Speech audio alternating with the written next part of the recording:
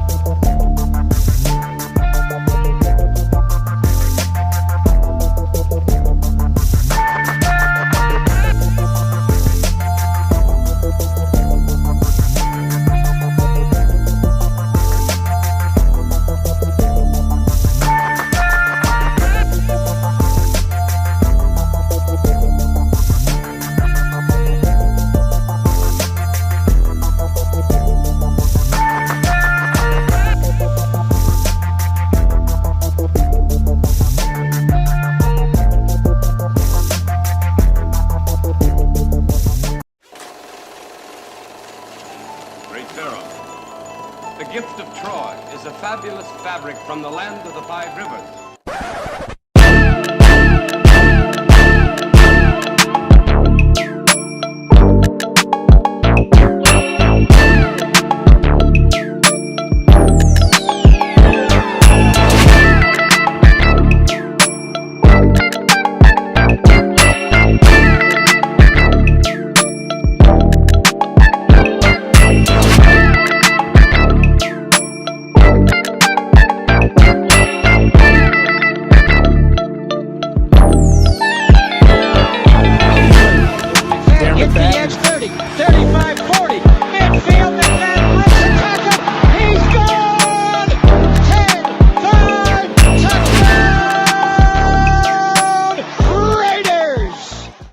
Years ago, when we came to Los Angeles, I really believed that the greatness of the Raiders would be in its future.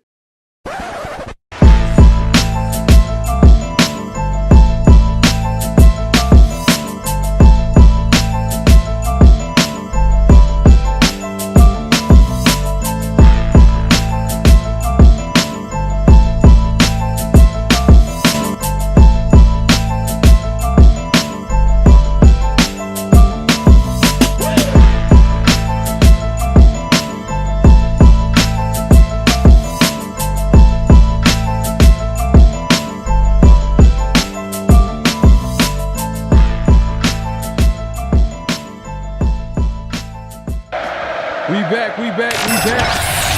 Welcome to the 50-50 Show with PharoahNFL and the Severe Raider. The realest show for Raider Nation. 2 points of view. One verdict. You decide. Hey, man, we appreciate everybody's patience, man. Hey, that was an April Fool's joke, man. I know y'all had a heart attack. Hey. Look, man, we have a problem. We're working on it, man. And, hey, we're trying our best. You know, we need y'all to support us as much as y'all can, man. But hey, we appreciate everybody's patience. We see everybody in the chat is they clowning left and right. I see everybody right now. My guy Daniel Kim over here pulling up, man. I appreciate you coming through, Daniel Kim. Appreciate you coming through, man. One of the best minds out here, man. Appreciate you coming through. Bar none. James Furpo, we already know, man. He comes in here every chat. Says one thing. Man, my guy, James, man, appreciate you coming through. My guy, Ray in the building, man. Look, hey, man. Ray's in the building, man. He at this point, he probably was like, hey, I'm gonna have to catch the replay, but he might be in the building still. But we understand, man. Appreciate you coming through, Ray. Man, we got Desert Raider. Hey. Hey, we've been said it though. Hey, look, make sure if you haven't already, make sure to make sure to, make sure to clock in, hit that like button, and if you're on your way out, man, make sure to clock out too as well. So make sure to hit that like button, subscribe, hit that notification bell, all that good stuff. We gonna get the show started. Hey, it's like I said, I always say, man, Raiders are 365 days out the year, man, pretty much the whole year. So, hey, man, we appreciate. Hey, Space Beast is clowning right now, man. He says the Mummy returns at midnight, man. You got jokes now, man. Come on, man. Man. Clowning. Hey, man, you funny as hell, man. But let's not waste any time. I understand everybody's been waiting, man. I appreciate everybody coming through. Like I said, make sure to hit the like button. But let's get started, man. Like, hey, pro days. The pro days have been happening. This, they always happen around this time of year. But like a lot of the quarterbacks that the Raiders are eyeing, their pro days pretty much have been completed. That I can think of. The main guys, you know what I mean? The Michael Penix, the Jaden Daniels, the Caleb Williams, the J.J. McCarthy's. You name it. All the top young QBs, they've had their pro day, and. Man, so what like Severe, man, like what have you thought? What do you think so far from what you've seen and what you heard from these pro days from some of these players, especially your guy Michael Penix? Man, he came through. He came through and put on a show. And I think when it comes to the pro days, I feel like they use that time to answer any questions that people have doubt in. Like for example, Jaden Daniels, people had doubt about. They had questions about his weight. Came in over 200 pounds. And for a guy like Michael Penix, people were questioning his athleticism. Like, hey, can he move? Is he just a pocket passer? Yeah. Guy pulled up, 36-inch vertical. He ran a 4.46. Some reported 4.46, but for the most part, it was a 4.5. People reporting a 4.5, but still good. Probably the fastest reported 40 time. I mean, I think Jaden Daniels, if he ran, he probably would have ran faster, you would think, just based off what you've seen during college, the college games this year. Yeah. But what were your thoughts on the pro days, man? Yeah, man, I think basically all the quarterbacks seem to help themselves a little bit. I don't think there is a player, regardless of the position, that helped themselves more than Michael Penix. His pro day, what he went out there and put on tape, what he went out there and displayed for the teams that were there in attendance, not only just the athletic drills. I think the athletic drills, that was the biggest question mark for Penix, right? What kind of athlete was he? Especially after people point to those two ACL injuries. Bro, he's out there running 4.46, reported by some people, 4.56 reported by others. But somewhere in that range, after two ACLs, bro, like you're an athlete, and then jump 37 inches. Measure his arm length, crazy. His hand size, crazy. And then when he went out there and actually threw the ball, I think just his throwing session was the most impressive throwing session that I've seen out of anybody thus far. So he helped himself tremendously, man. I think Jaden Daniels answered some questions as well. And I think Drake May had a solid day as well. Wasn't overwhelming performance, but I think he did some good things. He had some eye-popping throws. Didn't miss anything too crazy. So I think all of those guys really helped themselves. But if I had to rank the person who helped himself the most, it was Michael Penix without a doubt. Yeah, for sure helped him out the most. And I remember we said this last week with Big Mike, and we talked about how there was a cryptic tweet by Michael Penix where he said something about I don't need to prove that I'm athletic. People who know will know. You know what I'm saying? If you know, you know. So he kind of made it seem like he wasn't gonna run, and I made it a point to say like, hey, Penix is a perfect example of a guy that he needs to run. He needs to answer these questions because it will increase his draft stock. And right now, we're kind of seeing it a little bit. And we're hearing rumors, and I can put up the visual here. Jordan Schultz reported earlier today that a number of teams are meeting with Michael Penix. But, it's smoke season, so, teams are doing their due diligence at the end of the day. So this is what's going to happen. And sometimes some of these teams are meeting with players just to throw off the smoke. You know what I mean? Maybe they have their eye on a J.J. McCarthy or a Drake May or a Jaden Daniels, but they're going to meet with a Michael Penix because obviously they're going to do the due diligence, but also make it seem like they're interested in them more so than what people – because they want to throw off the scent a little bit, like especially if you're a team like the Vikings, if you're a team like the Giants, where, you know, you don't want teams to know exactly who you're going to get or who you're going to trade up to get. So I think that Michael Penix, man, I think his draft stock went up. But do you think that it went up enough where he can go in the top 10? I mean, look, the one thing about the Vikings, right? The Vikings made that trade to acquire that second first-round pick, right? And what I heard was that trade had been talked about previously, and that trade was only going to be consummated if they lost Kirk Cousins in free agency. So they're going to trade up for somebody. And there is a very good chance that quarterbacks go 1, 2, and 3 in this draft. Whether you believe it's Caleb Williams, Jaden Daniels, and Drake May, where you believe it's Caleb Williams, Jaden Daniels, and J.J. McCarthy, they're going 1, 2, 3. In my opinion, if you really want to maximize what the Minnesota Vikings have, you take a guy like Michael Penix. You're throwing to two very good receivers and Justin Jefferson and Jordan Addison. You hope you can develop a run game, but if you want to just put a guy back there in shotgun and say, hey, you know what? Throw it to all these weapons that we have. Michael Penix is the guy. So it would not surprise me at all if he goes top 10, especially after that performance, answering those questions. He's pro ready. He has the sufficient amount of NFL starts that teams are looking for. They don't want a guy that's a one-year wonder. He's the last quarterback, or the only quarterback since Patrick Mahomes, to throw for more than 4,500 yards in back-to-back seasons in college. I think he answers the size questions. People were trying to say, I don't know where this thing was. Like, people were saying he was small or something like that. Dude, he was listed at 6'3". I think he measured in at 6'2". 6'2", like 218 pounds, almost 220 pounds. He's built well enough. And then you saw him out there running with his shirt off. Dude is obviously in great shape. So it's not like he's some flabby, like, dude, he's not taking care of his body. So I think he answered a lot of questions. Would not surprise me at all if he goes top 10. I'm hoping he falls to us, but it would not surprise me if he goes top 10. Yeah, and before we move on, shout out to Raiders Smoke, man. He actually donated this.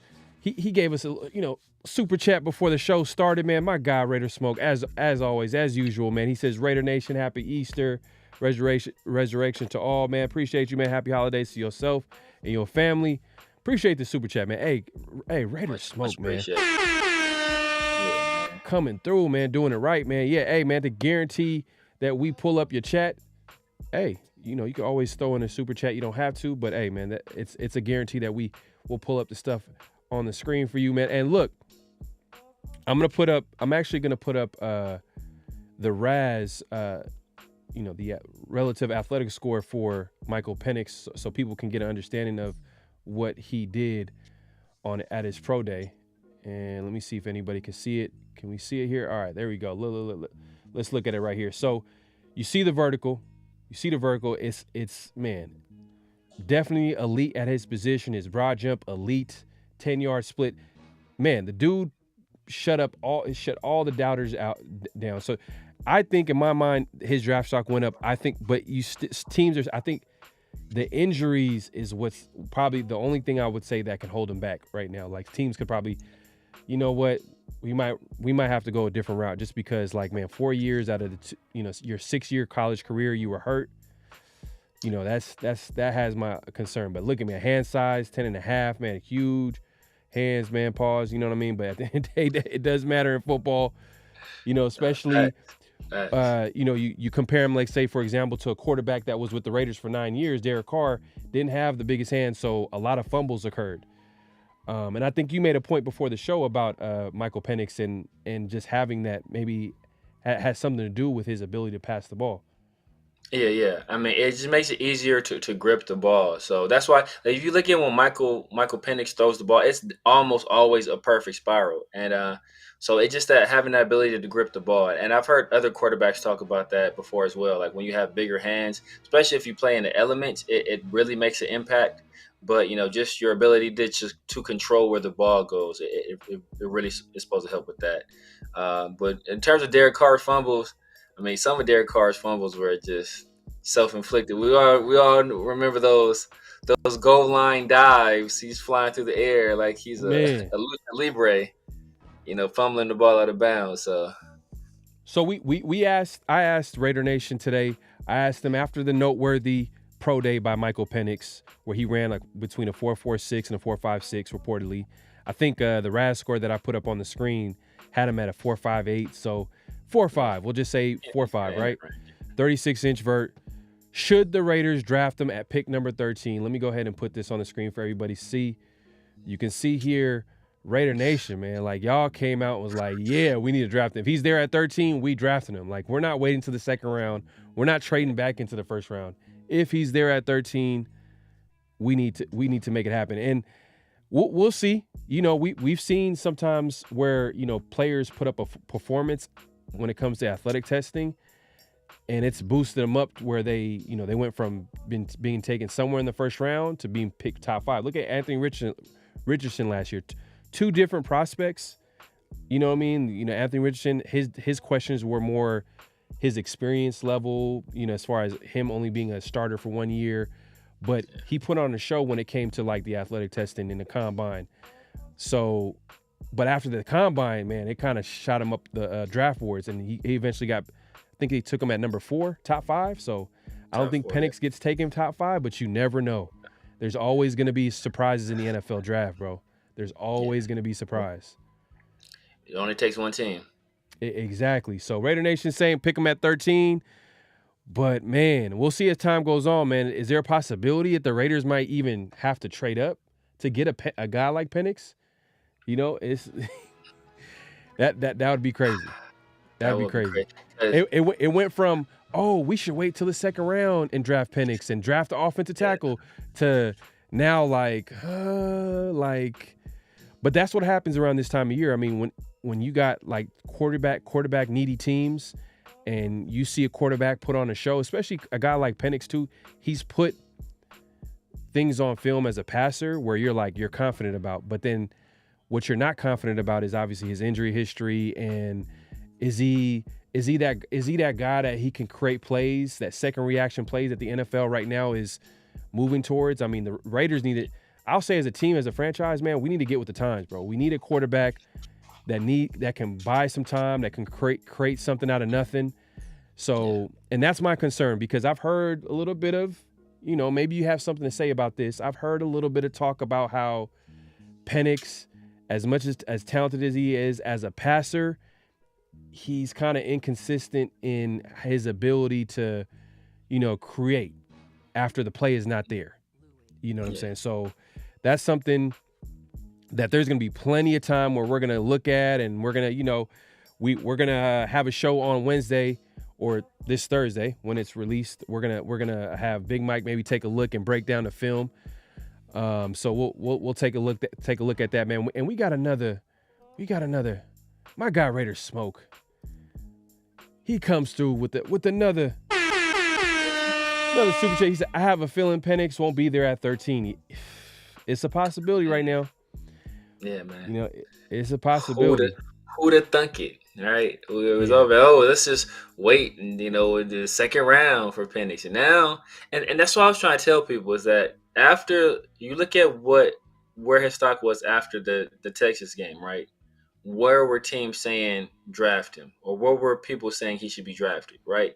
Easily, people were saying like, "Wow, could he be the third quarterback?" Right? Mm-hmm. And then he went out there and had a bad national championship game, right? The very final game of his career. He got his ankle stepped on, got his ribs hurt, didn't look like what he looked like against Texas, and then his stock kind of fell, and then people started nitpicking him. But if he just lost that Texas game, where would his stock be? He would still be looked at as like a top 10 guy.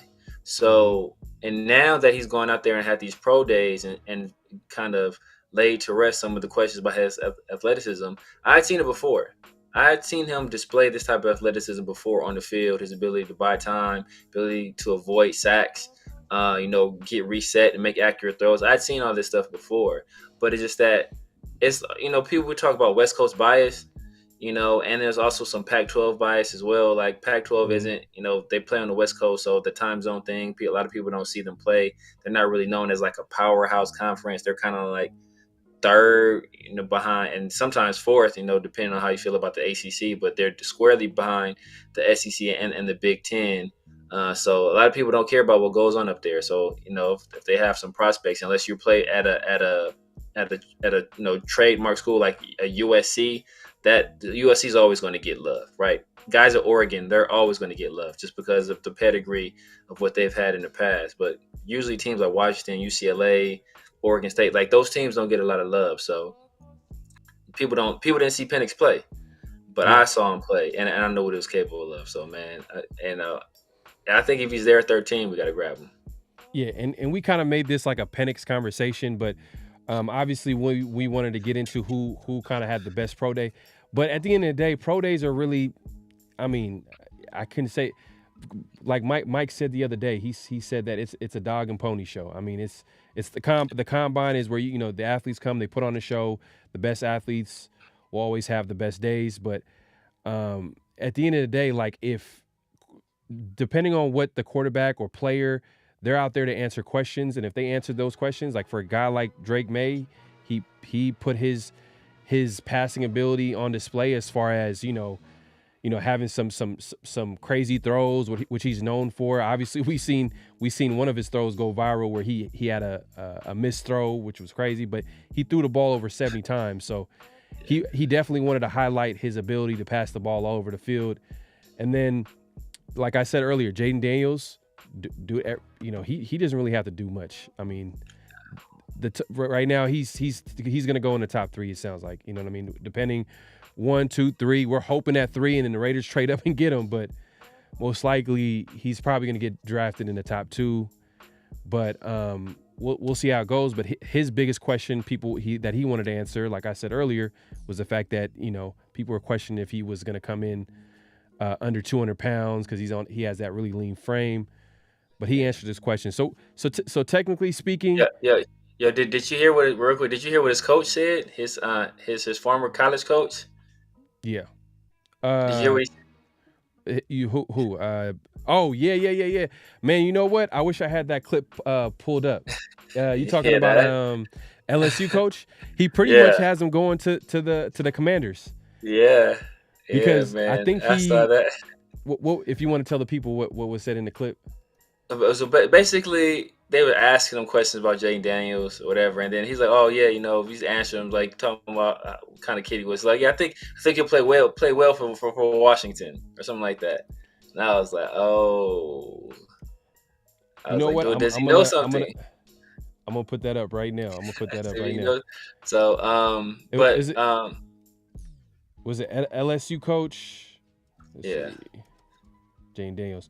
But hey, in the meantime, we got some super chats, man. Hey, Raiders smoke again, man. Coming in with a $4.99 super chat, man. I appreciate you, my guy, man. Supporting, man. Hey, it's going back straight to the channel. For anyone that questions Penix about his playmaking or running ability, go watch Indiana versus Ohio State 2019 highlights. But you know what though? Someone I forgot who I was talking to, and it might have been you, Severe. We were talking about like the fact that how his play style changed from when he was Indiana to when he played with the Huskies. Now, when he was with Indiana, definitely a running quarterback. He was definitely a running quarterback. More so a running quarterback, yeah. More so a running quarterback. But all 4 years he was hurt playing that style.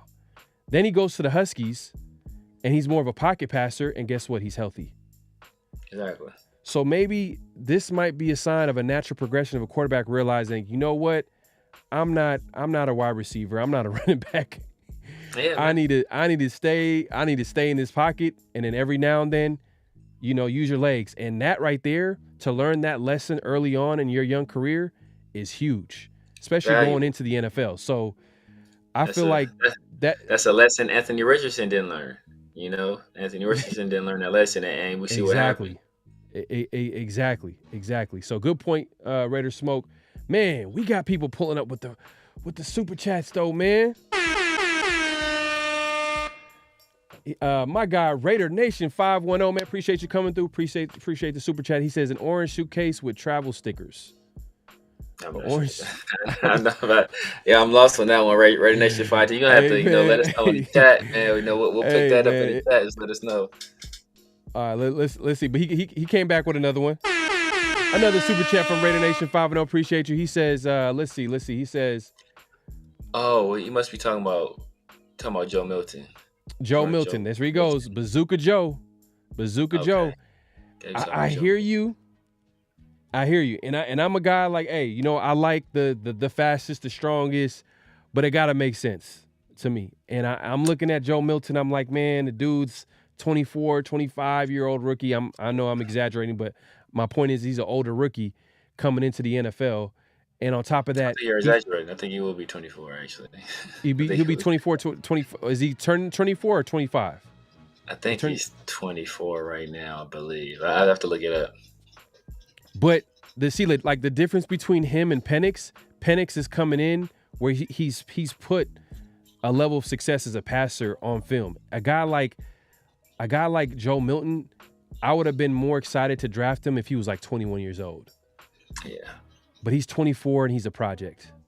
Yeah. You know what I mean? And then one of his issues is he has accuracy issues. And you talk to like a lot of Tennessee fans out there, like they were excited about Joe Milton, the crazy throws that you're seeing in these workouts. But once game time came, Joe Milton was a whole completely different quarterback. But, man, we can be Raider Smoke 89 has something to say about that, man. Hey, man, Raiders Smoke, man. He said Milton equals Terrell Pryor 2.0, man. Hey, man. He's coming at you, man. Terrell Pryor was a better college player than Joe Milton, though, man, to be honest with you. Yeah, a college pro, yeah, for sure, with Ohio State. Pryor was he was a better college player. And to be honest with you, maybe Terrell Pryor played with a better college team.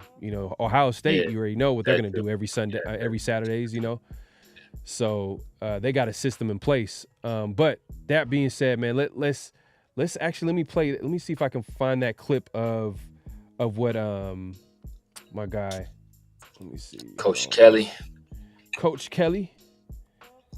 Yeah, man. But in the meantime, I mean, Penix at 13 is looking like a realistic possibility. And it went. You got it. I got it, man. I got it for the people, man. I got it for the people. Look. We gonna put it up here. So this is what Severe was talking about Jaden Daniels, head coach, and he didn't care at all. He was just like, man, look, I'm just gonna let y'all know, there's no way he's gonna drop in this draft. I read the script. He read the script.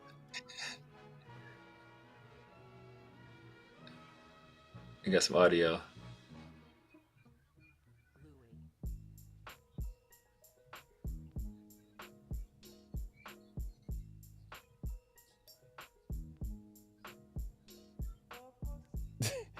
So he pretty much says that he's gonna get the ball to playmakers in Washington, and everybody caught that in social media, and he's probably hearing a lot of noise coming from Washington, and I'm sure like a lot of coaches and representatives from that Washington Commanders team they're talking to him, asking him questions, and they're probably telling him like, yeah, if he's there at 2, we're gonna take him. You know what I mean? Yeah.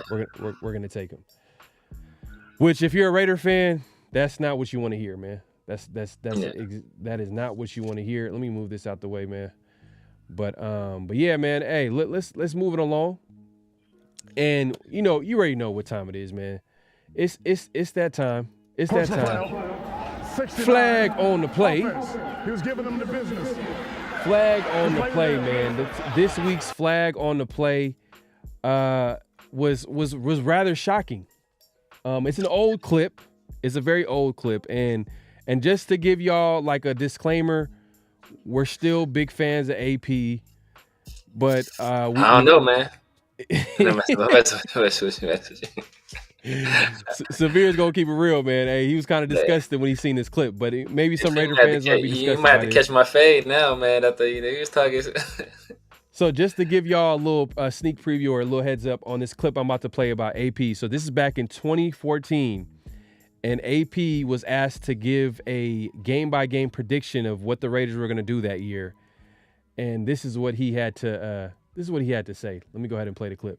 Where we are with a once proud franchise, and we'll say it, the NFL is always a more interesting project than product when the Raiders are relevant. They simply are not relevant right now because of the things that have been going on, systemic losing and constant change. So are they going to get a win? Let's play find the win now for the Oakland Raiders as they go into their bye 0-4. Yours, man. All right. I'm from California, so this is Where are they going to tell me where the wins are coming? So let's start Chargers. No. So that's a loss. All right, that's a loss there. Cardinals, they're playing good football.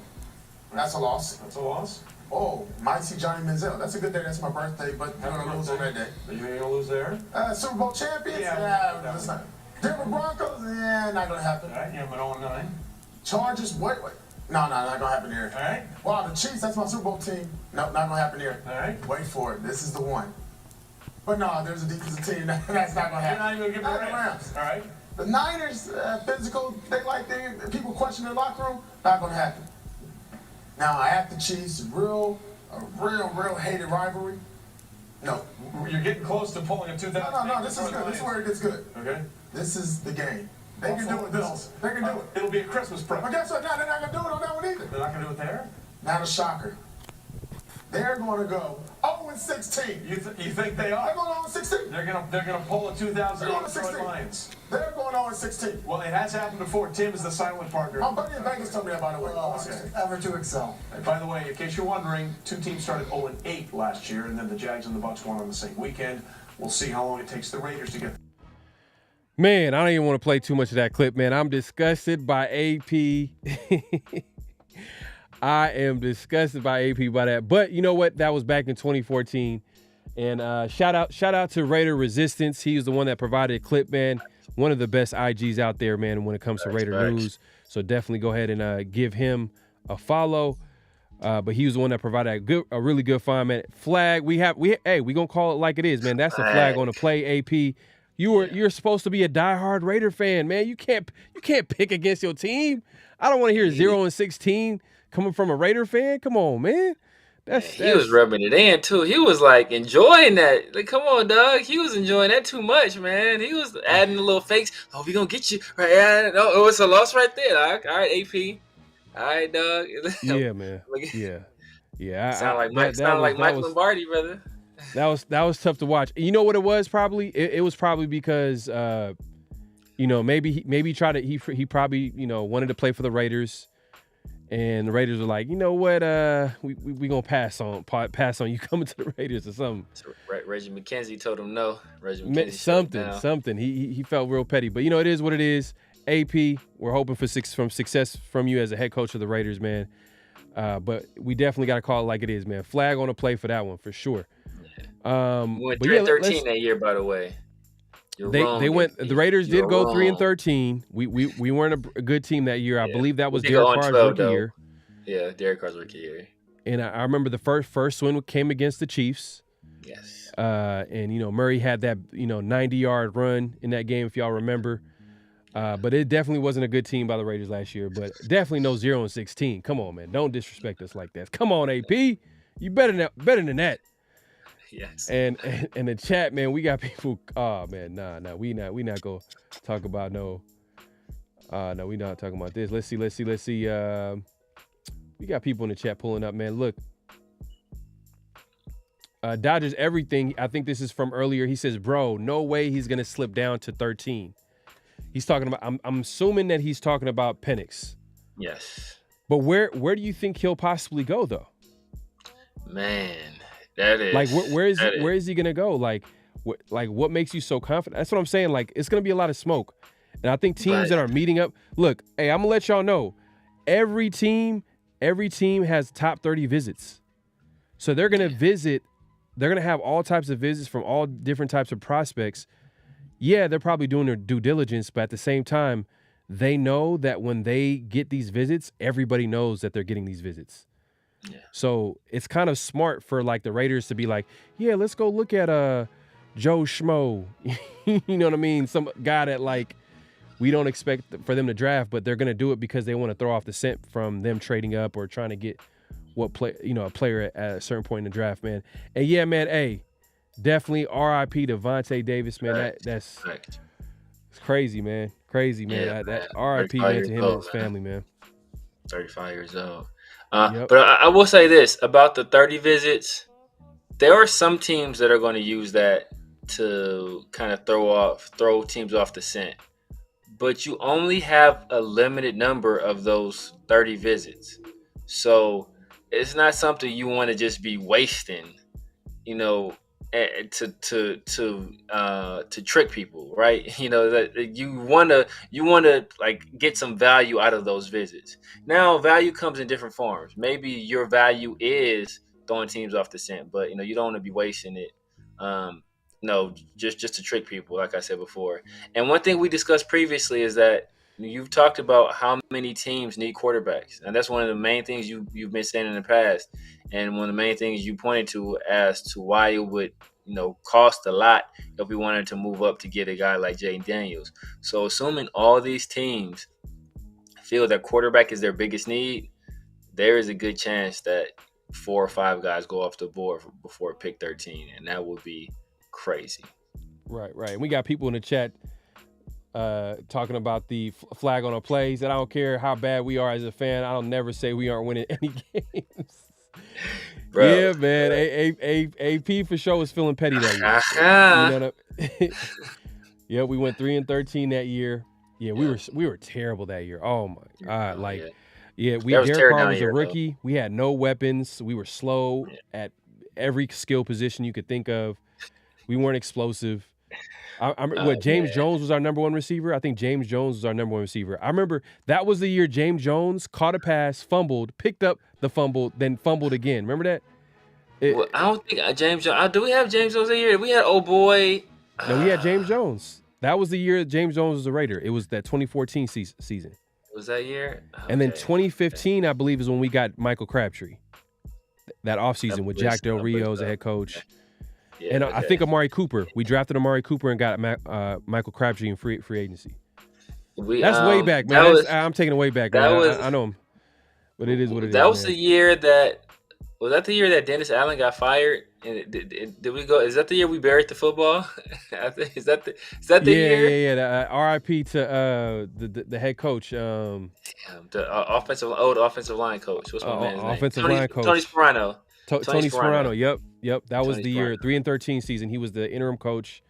Dennis Allen got fired that year. Yeah, man. Man, I know it was 10 years ago, but still. Look, I didn't know crazy. I didn't know that was out there. So when I seen that, I'm like, oh, this is a flag. I'm definitely gonna have to show this. What's crazy as hell though is that Dennis Allen got Derek Carr that year, right? And he started out losing that year and got fired. And Dennis Allen got Derek Carr again. Started out losing this year and damn near lost his job this year. And if he starts the same way next year that he started this year, Derek Carr could get Dennis Allen fired twice. Derek Carr is doing a reverse Tom Telesco with Jerry Tillery. Like Derek Carr followed Dennis Allen just to make sure he lost his job again. Man.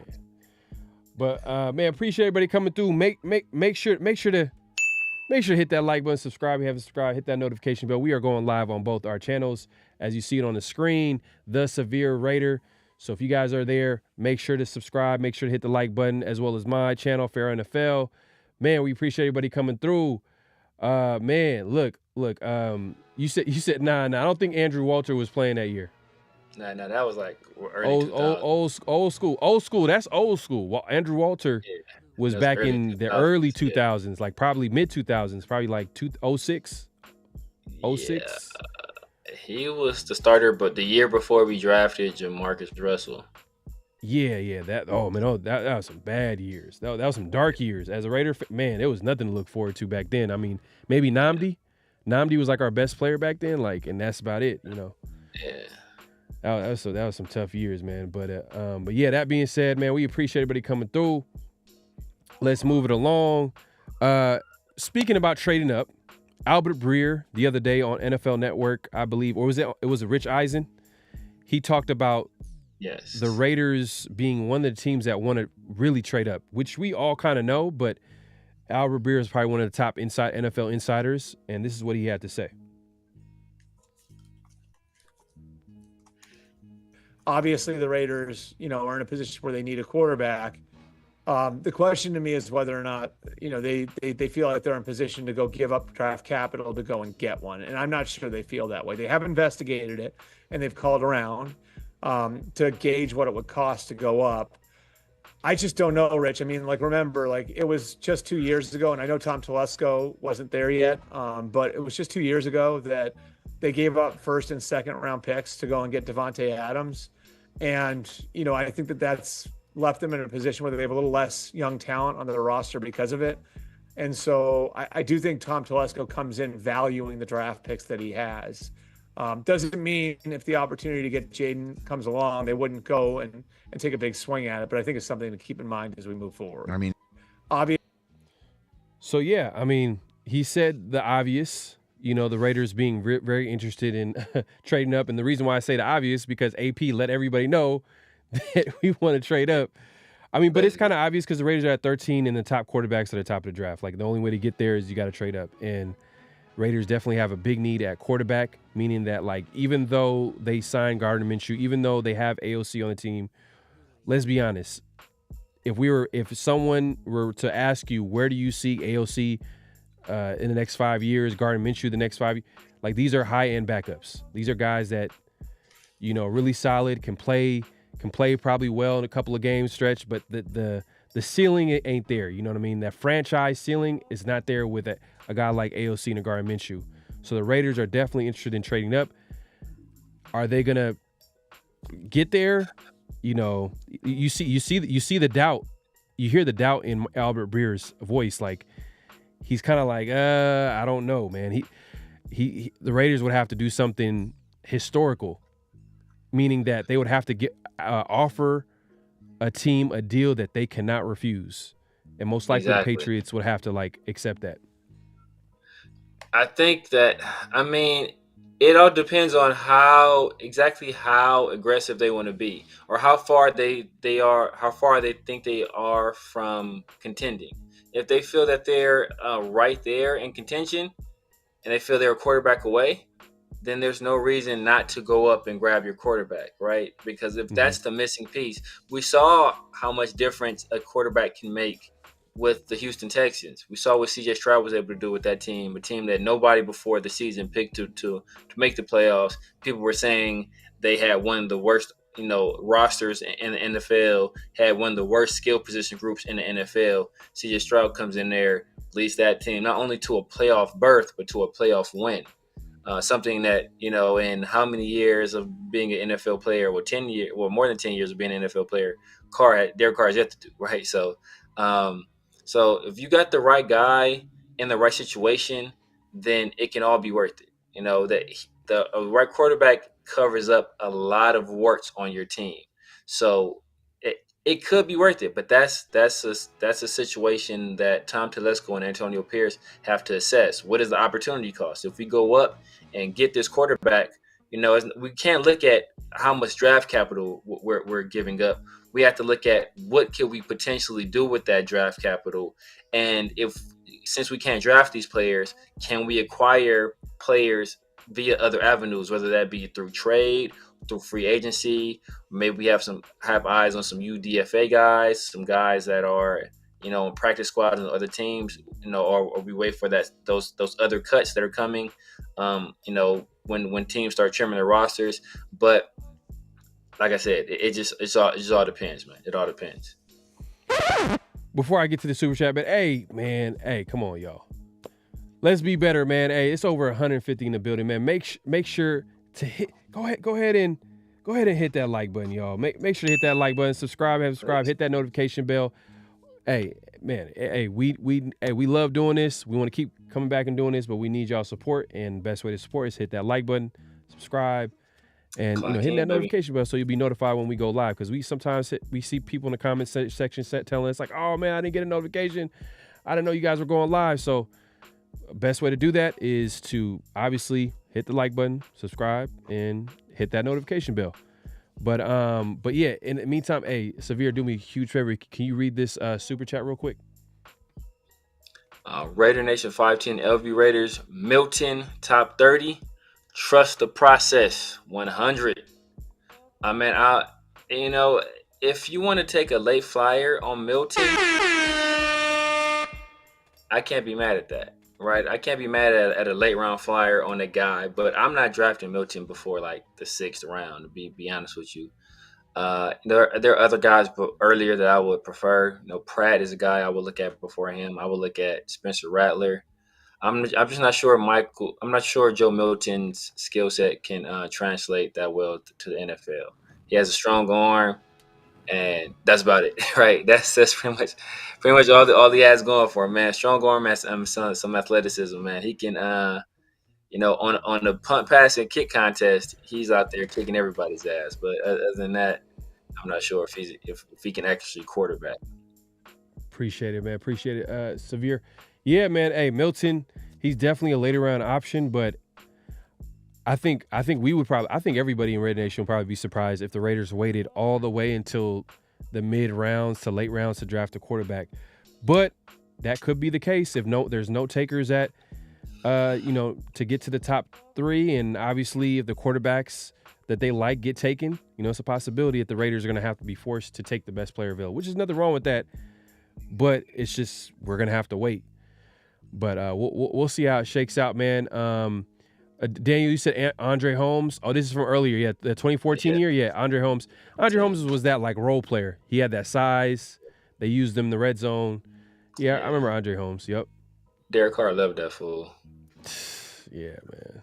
For whatever reason. That they had chemistry on the football field for whatever reason. Fred 710. Do y'all think rookie QB that balls out for us can make us a legit playoff team? Oh, yeah. For sure. Yeah. No doubt. Yeah. Do you see how the defense balled out last year to end the season? And then I think our D-line just went to a whole another level with adding Christian Wilkins. Offensively, we need that. If we get a difference maker at quarterback, a guy that can, get some first downs using his legs, make some explosive plays here and there. And obviously if we can lean on the run game, if we can, a Zamir White running back by committee. Hopefully I think that the Raiders should probably draft another running back and, just to add some competition in that room.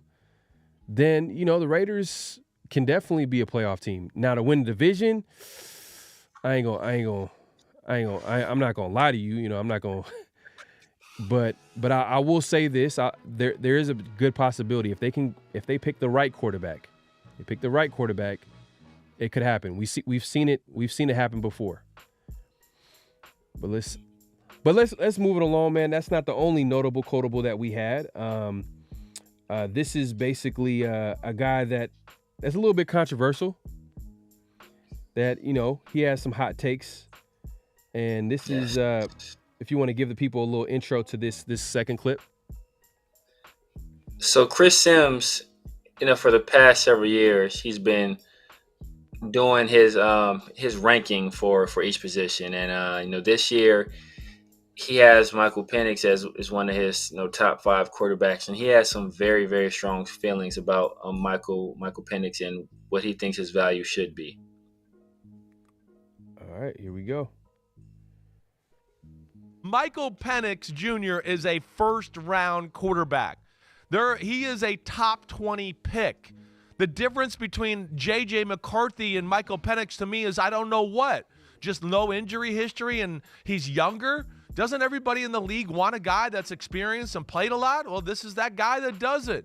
He can push the ball all over the field, right? He's extremely talented. There's no way you can watch film of Drake May or Michael Penix Jr. and come away watching the film and go, Drake May is better than Michael Penix Jr. There is absolutely no way. None. Let alone could you come away from the workouts and doing that. Michael Penix Jr. is being underrated in this. Michael Penix Jr. is a... Man, shots fired by Chris Sims, man. He's been going at Drake May the entire offseason. And he came after him. I mean, I think he had him ranked number 6, his like the lowest tier in his top quarterback rankings in the draft. Yeah. And even when he got to him and explained why he had him so low, he just, I don't think he had anything positive to say in his assessment of Drake May. But on the other hand, it was a lot of good positive for a guy like Michael Penix. But what were your thoughts of Chris Sims, man, in his comments about the two quarterbacks? I think it's spot on, man. It's just crazy how you look at how people want to downplay what Michael Penix did. It's wild. They'll make every excuse in the world for J.J. McCarthy. I think J.J. McCarthy had like 4 career games passing over 250 yards. They'll make all the excuses in the world for Drake May and all of his shortcomings. But Michael Penix, a guy who went to a Washington team and did nothing but produce for 2 years, and somehow he's not supposed to be a top 15 quarterback. He's not a top 15 draft pick, not considered a top quarterback in this class by everybody else. Like, you got guys like J.J. McCarthy in front of him, guys like Drake May in front of him. Like what are these quarterbacks doing in front of Michael Penix, a guy who was just about everybody agrees is the best thrower of the football in this draft, and one of the best throwers of the football in this draft, and probably the best passer in this draft, right? Not only can he sling the rock, but he is a very good passer too. He can hit you and hurt you to all levels of the field. So I see that, man. It's just, it doesn't make any sense to me. It doesn't make any sense to me, man. And I'm glad that we got a guy who called it correctly last year, right? He was one of the few people that had C.J. Stroud over Bryce Young last year. Turns out he was right on that one. So, man, I think he's on to something again. But he did have Mac Jones high too. Let's not forget about that one too. But so did the 49ers though. I didn't. You know what I mean? I didn't, but he did have Mac Jones high. But hey, look, at the end of the day, it's his opinion. But he's kind of, he backs it up a little bit. I mean, and also he hears noise around the league too as well. Like he looks at the quarterback, but then he's connected to a lot of different teams, probably a lot of different guys that work for different teams, and he's probably hearing the noise around the league. So that's kind of giving him the confidence to say what he has to say sometimes. But anyways, we actually missed this. We didn't get a chance to talk about free agency, a little free agency update, man. So let's actually get into that. Let me go ahead and put this on the screen real quick. Let me go ahead and put this on the screen. 1 second. But let's see here. But let me go ahead and share it real quick for everybody to see. Actually, this is not what I wanted to show. But the Raiders actually had they finally made an attempt to make a move at O-line. But what it was they re-signed their own guy. It was Jordan Meredith, the guard. He's a backup, obviously, but possibly maybe a guy that they could possibly start for the Raiders. Maybe they see him as a starter. Who knows? Yeah. But Jordan Meredith was signed. What are your thoughts on a guy like Jordan Meredith? Do you see like as an attempt to maybe add depth to the room, or maybe he's a guy that can compete for a starting role? Because as of right now, it looks like he could possibly be a starter. You know what I mean? Yeah, man. I like Jordan Meredith, man. I like the signing. I think he played solid when he was given opportunities last year. He played in all 17 games last year. Played a lot of special teams. I think he is I think he's still pretty young too. I want to say he's only like he's going into his 3rd year. I want to say I think he's going to be 26. Yeah. So he's a guy that has the requisite athleticism and I think intelligence to be successful in a zone blocking scheme. Remember, in a zone blocking scheme, you don't need these big, crazy freak of nature tackles or guards, right? You need guys that have some athleticism, have some intelligence, and understand the blocking angles and how to work those blocking angles to maximum efficiency. I think he's a guy that he has those requisite skills. Now, is he going to be like a top of the line starter if he starts? No, but I think he can be a solid guy, and if nothing else, he can be a solid depth as a swing guard. Man, my guy, man, Raiders Smoke 89 once again with another super chat. Appreciate you, my guy. He says best QB in those dark years was Bruce Gradkowski. Trying to think. Nah, man, I gotta go with Jason Campbell, man. Jason Campbell. Before Jason Campbell got hurt, I'll roll with Jason Campbell. I'll roll with Jason Campbell. Would you? Al love Jason Campbell too, man. Would you consider Jason Campbell? Like, would you consider those teams the dark years? They were. What was the last year of the dark years? Are we still in dark years? Bro, is that we still in the dark years? Like, I mean, like we still in the dark years. The dark years, the sun. The dark years is not over yet, bro. You know, we've had some days where it didn't rain. You know, we had like 2016, it didn't rain. Then we had some brief sunshine of the year we made the playoffs under what's my man? I'll say from 06, let's say 06 to now. You know what? After that, I'll say after the Super Bowl, like the Raiders weren't the same team. They went 4-12 after the Super Bowl back in 02. This is back in the day. So yeah. I'll say 03 to 07 is when they drafted Jamarcus Russell. Oh no. Was it 08 or 07? I think 07. Was it 08? Was it that? 07 is when they drafted. That was 2006, but I could be wrong about that thing. No, 07 is when they drafted Jamarcus Russell. 08 is when they drafted Darren McFadden. 09 is when they drafted who did they draft in 09? 2009, first round pick. Hey man, anybody in the chat, man. Was that Rolando? Was that Rolando McClain?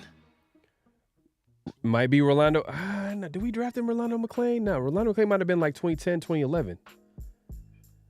09. That's actually a good. That's a little fun. Hey, you know what? Was that Darius Hayward-Bay? Oh man, Hayward-Bay. Oof, that was terrible. Was that Darius Hayward-Bay? It might have been 09. It might have been. I remember I wanted the Raiders to draft Crabtree so bad, bro. I was like, what are they thinking? When they drafted Hayward-Bay, my heart sank, bro. Yeah. But, you know, everything came full circle. He eventually came back to the Raiders and put on a show. Probably his best years were with the Raiders, too. I think Apocalypse said it's better, just some bum. That's all you need to, like, who do you draft in the 09? It was some bum. 2010? Yeah, it's probably a bum. 2011? Another bum. So, I mean. Man. But you know what, Gradkowski, I think he's behind Jason Campbell. I agree with you. Right behind Jason Campbell. I like Jason Campbell. And the hit six stepper, I did watch Rolly get pieced up against Pitbull Cruz. That's why Tank still ducking Pitbull Cruz. He don't want that. He don't want those problems. Tank ducked him. He's still ducking him. Rolly ain't that guy, man. Let me go ahead and we got another super chat. Oh, yeah, I seen that too, Raider P. That was I think Plaxico talked about it in his podcast where he said that I think he might have brought it up or AP might have brought it up. One of the other. It was in a podcast interview, which was interesting, man. Yeah, man. AP was a real one for him, man. So he held it down. But yeah, man. Hey, Dirty in the building, man. Appreciate you coming through, my guy. Dirty in the building. Appreciate you coming through. Hey, what's up? What's up? That was good. Hey, I'd be happy to trade back. Tired of woke. I'd be happy to trade back and get an extra pick, maybe a player. Yeah. You know, it sounds good and gravy, but I think the Raiders are going to try they're going to try everything to get a quarterback by any means. It feels like at this point. So we'll see how it shakes out. But going back to the Raiders free agency update, like we said, they re-signed Jordan Meredith.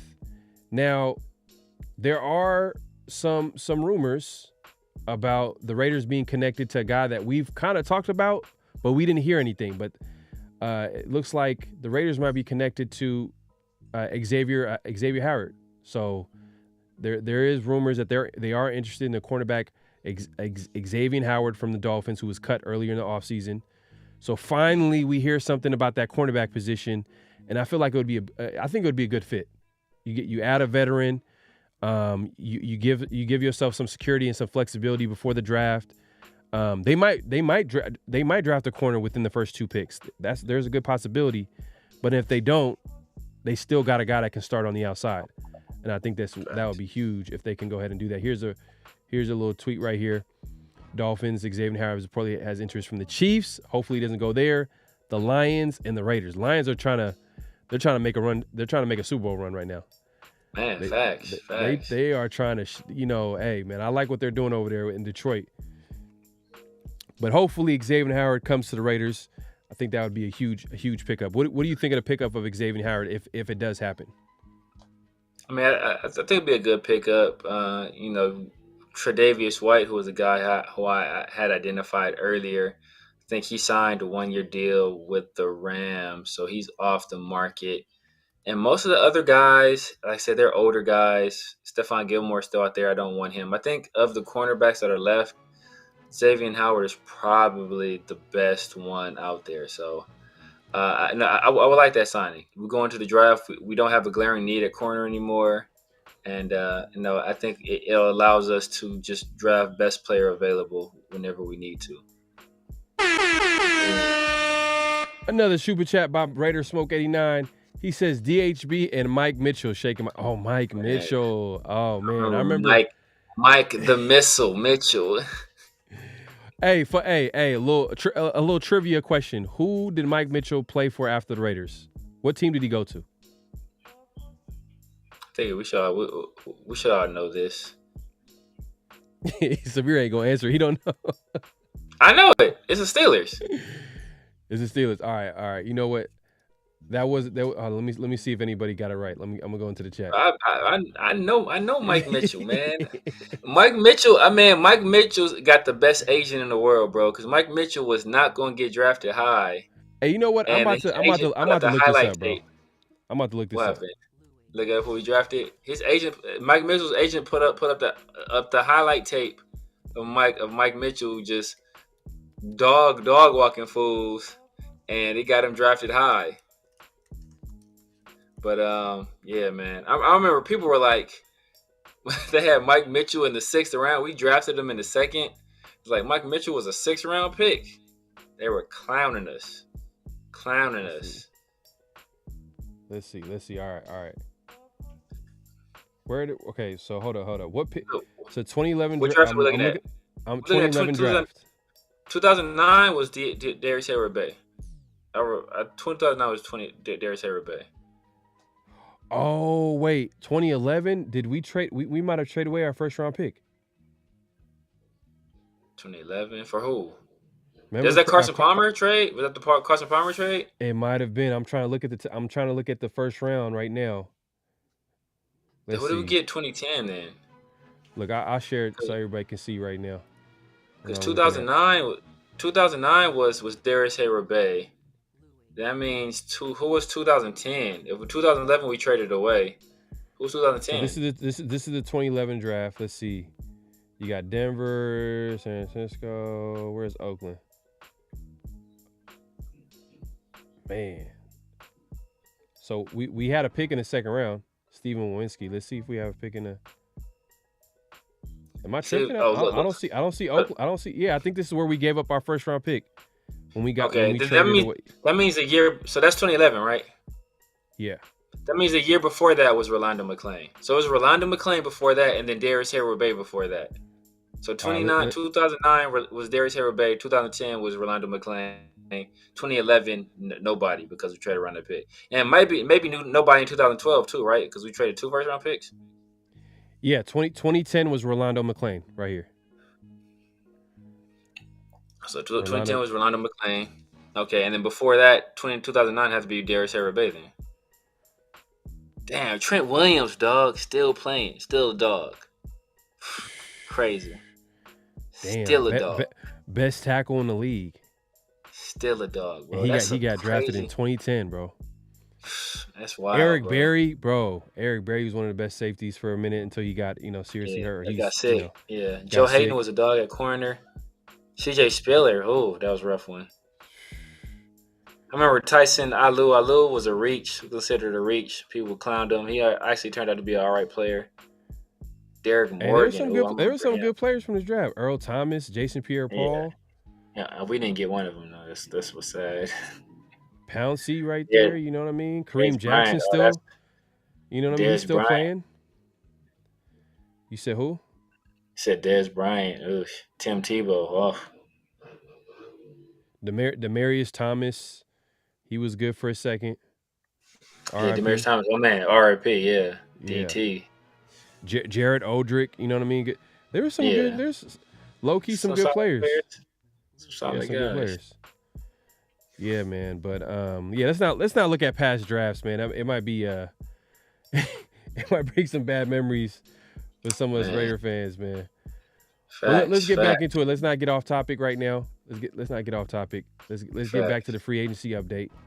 So we looked at like the interest that the Raiders might have in Xavier Howard. We just looked at Jordan Meredith just being re-signed. Finally, we see something done regarding the O-line. They signed one of their own. Hopefully, they can add a little bit more talent to that room before the draft. Because if they're gonna be trading away all these picks, you know what I mean. And you know what? To be fair, they're gonna get like 20 plus. I forgot what the number is, but it's gonna be a good amount from when the Raiders get the June 1st cut on Jimmy G's contract. So that's a huge competitive advantage. So they're most likely, PTSD, Raider Smoke for sure. PTSD. Man, Let's not look at these past draft picks for sure. But let's actually look at the best. Different regime. Mm-hmm. So let's look at like the best available players right now in free agency and see if there's anybody that's a good fit for the Raiders.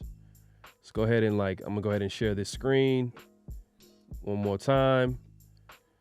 So this is a list by The Athletic here.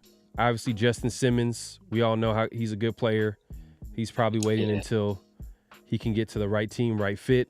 You know, I feel like, hey man, like Justin, if we didn't have a safety, I would have want the Raiders pick up Justin Simmons. But I feel like our safety room is pretty solid. We don't have to force that. Justin Simmons was a Pro Bowler last year, but I don't know why he's not getting no love. And here's another safety from the Patriots, Kyle Duggar. I like Kyle Duggar too. I like him coming out. Remember, he's a small school guy. Odell Beckham. If this was like 2021, exactly. Which I wanted the Raiders to get him, but it is what it is. It's 2 years too late, 3 years too late. Andres Pete, O-line right here, offensive tackle. Is it a fit? Yeah. Not really in the zone blocking scheme. And you look at the Saints, one of their biggest weaknesses was supposedly their offensive line. So if they're letting go of a guy that's still relatively young for an offensive lineman, only 30 years old, just letting him walk. I think he's a former first-round pick too, if I recall correctly. So, he probably ain't no good. Yeah, and I agree. Like if you just look at some of the things that's being said right here, there's some versatility here. He played tackle last year. He probably is a better fit at offensive guard. But if he's not a guy that can't move, man, zone system, that's not a good. It's not a good combination. You want athletic, big guys in that type of scheme. You got Bud Dupree. I don't know if they go that route. You know what I mean? Yeah, he's not. Don't need another pass rusher. He's always hurt too. Yeah. Unless he comes for like a veteran's minimum and he wants to come in as a tryout, but I don't think the Raiders should invest any capital on that. Chris Hubbard, offensive tackle. Yeah. He has some right tackle experience. Yeah. Has some quickness and agility. Sounds like a perfect fit, maybe, in a zone system. You know what I mean? Here's another guard. Hey, the Raiders are in the market of offensive tackle and guard. Yes. And another guy here is Lincoln Tomlinson. Yeah. And he was released by the Jets, which is not a good sign that the Jets released you, and they got a guy that's coming off a serious injury, and O-line is definitely going to be a priority for a guy like Aaron Rodgers, but they released him. But hey, might be a possibility. He has some durability. For the right price, too. For the right price. I mean, it's always good to bring in competition, especially veteran competition. So you see some of these guys, 32, 33, these are types of contracts where the Raiders will wait till the last minute and give a cheap deal. Yeah, facts. A nicely cheap deal. So Raiders can definitely wait on this. Kyle Van Noy. You know what's crazy about Kyle? How many times have we seen him being connected to Raiders, but he never comes? There's so many times where at this point, I never want that for, bro. He's one of those dudes, like, every year people want him to come. I'm like, why? What's something? Like, if he's available every year, like, he must not be that. Like, he's always available. Like, why do you want him to come here? Like, I never got it. Every year, like, we get to go get Kyle Van Noy. Like, he's available again. He must not have been too good with his last team then. Yeah. Marcus May, another safety. I don't see it. You know, we're pretty solid at safety. Unless he comes in for a cheap deal, maybe add some depth to that room. Possibly, maybe. But I like this right here. Steven Nelson, under the radar pickup right here. I like this. You know, we just talked about Xavier Howard, but hey, if the Raiders pick up Steven Nelson on a cheap, nice little 1-year deal, I like it. For sure. And then we look, Calais Campbell. Is he going to retire at this point, man? Calais Campbell. I wanted him a few years ago, but now, like, at this point, like, I don't know. Is he still got anything left in the tank? This Campbell about to be 40 years old, man. Like, I don't know what he has left in the tank. Bro. Hey, but this is this shout out to all the Christian Wilkins haters on that contract. D tackles age well. Look at this, 38 years old right here, man. Still in the league. He aged well. He aged well, but hey, I'm just saying. I think D tackles kind of age well overall. I think, in my opinion, but that's just big guy. You know what I mean? He's obviously not every D tackle. I'm not saying every D tackle is going to age well. That's not what I'm saying. Calais is a freak. Calais has been a freak since Miami. Yeah, Stephon Gilmore. You know what? On a cheap 1-year deal, I like it, man. I like it. Stephon Gilmore is a one-on-one. He's one of those. You know what corner had a long career that was underrated?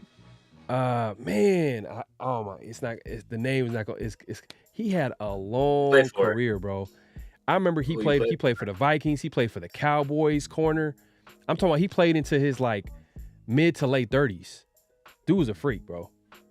Oh man. I'm trying to remember his name. I don't even want to hold anybody Terrell up Buckley? right now. Terrell Buckley? No. It's gonna come to me. This is it's crazy. I ain't trying to hold everybody up, but once it does, I'm gonna mention it. But yeah, it was damn, man. What about this Hunter Renfrow guy? Oh man, it's Hunter Renfrow guy, and he's not rated too. Damn. Oh man. Nah, man. Hey, Hunter Renfrow is definitely gonna bounce back. Just don't go to the Chiefs and stay out of the division. I'm good with it, man. Go somewhere else, have much success, but it ain't gonna be. It's definitely not gonna be with the Raiders. You know, at this point. I mean, I nothing against Hunter Renfrow. I think Josh McDaniels came in here and just ruined every type of momentum this guy had in his career. But I think if he goes to the right situation, he can definitely still be a productive player. Just don't go to the Chiefs, don't go to the Chargers, and don't go to the Broncos. And we gonna be good, man. Renfrow, I'm gonna be rooting for you. Look, as bad as Josh McDaniels was, I cannot blame Hunter Renfrow on Josh McDaniels. It's not like Josh McDaniels has a reputation of ruining white receivers. Like it's the exact opposite, right? So Facts. Facts. So Nah, you ain't lying. I mean, like, look, he was supposed to be the offensive guru. Like, he came in and ruined. I don't know, man. They drafted a tight end in the second round and barely used him. You know what I mean? Like, they're using him as a blocker when his strength as a player coming out of college, and I'm talking about Michael Mayer, is a receiving tight end, and they didn't use him that often. And so it was just a lot of things that was going on with the Raiders that didn't make a whole lot of sense with Josh McDaniels as head coach, but that's what you get for hiring Josh McDaniels as head coach.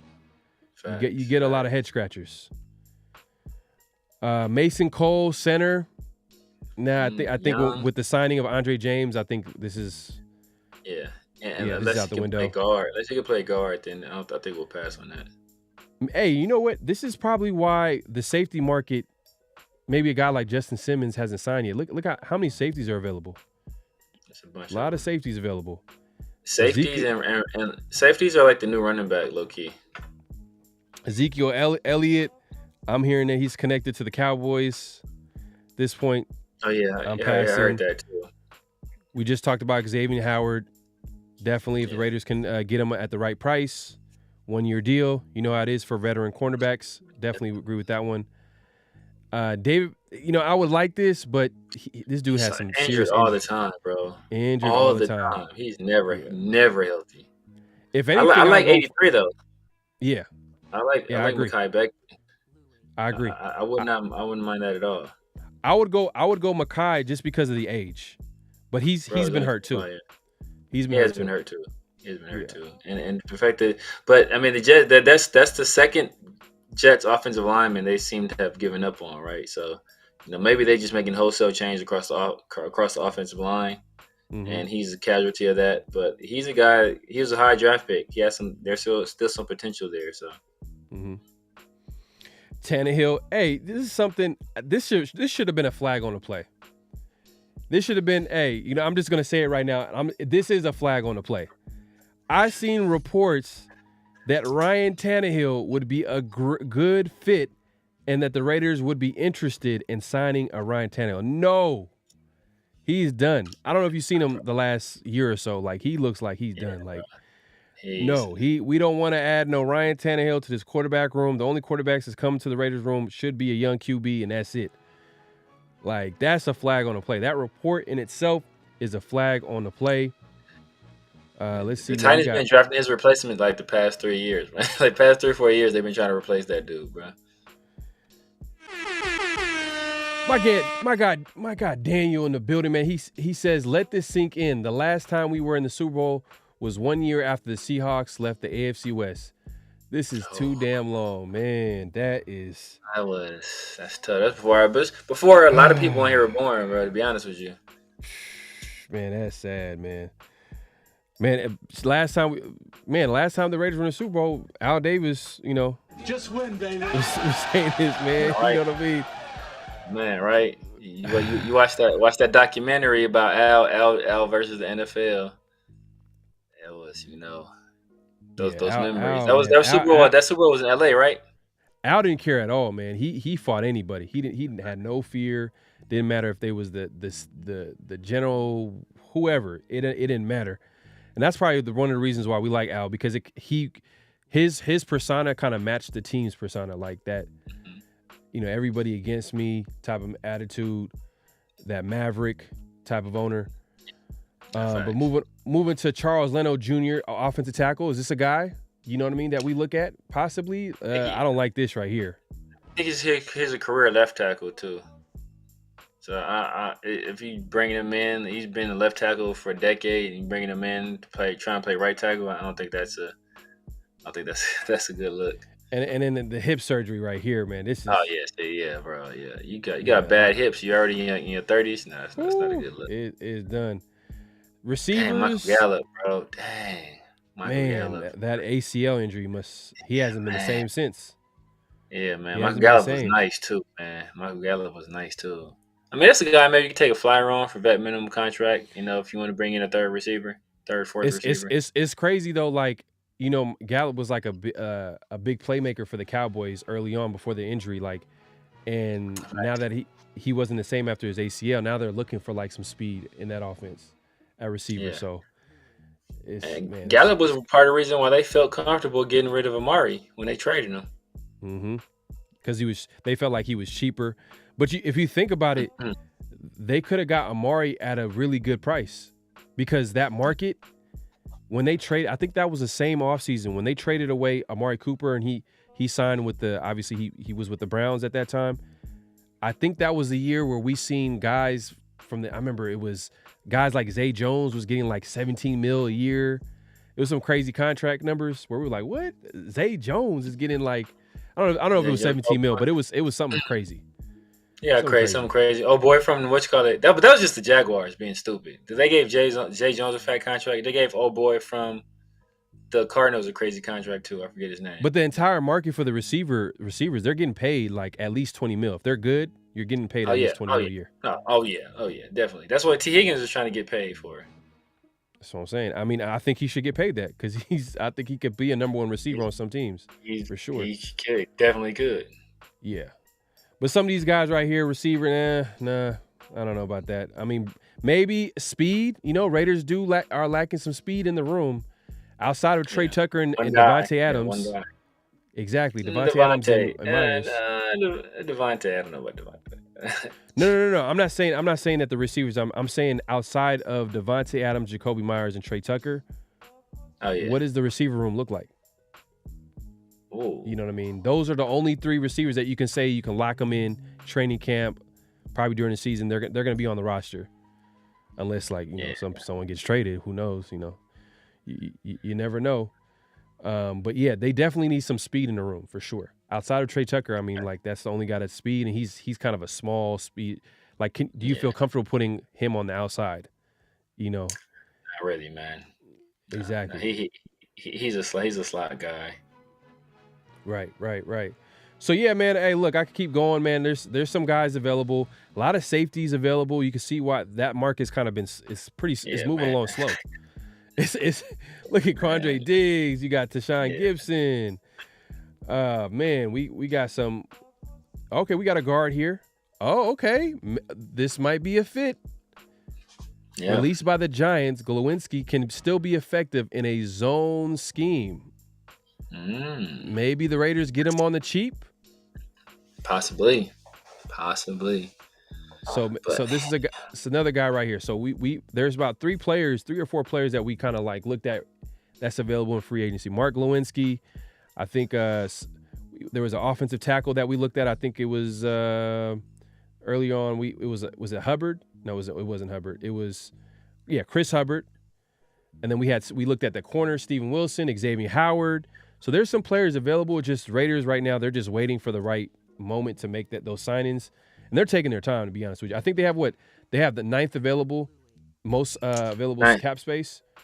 Yeah, 9th most right now. So, and then that's going to shoot up, post June 1st when we get the other money. So, I mean, we're in a very good spot right now in terms of cap space. So, it doesn't look like Tom Telesco's is in any rush to sign these guys. I think he's going to kind of wait them out and see what the market dictates. I think the chat answered your question though. That the corner you're talking about was Terrence Newman.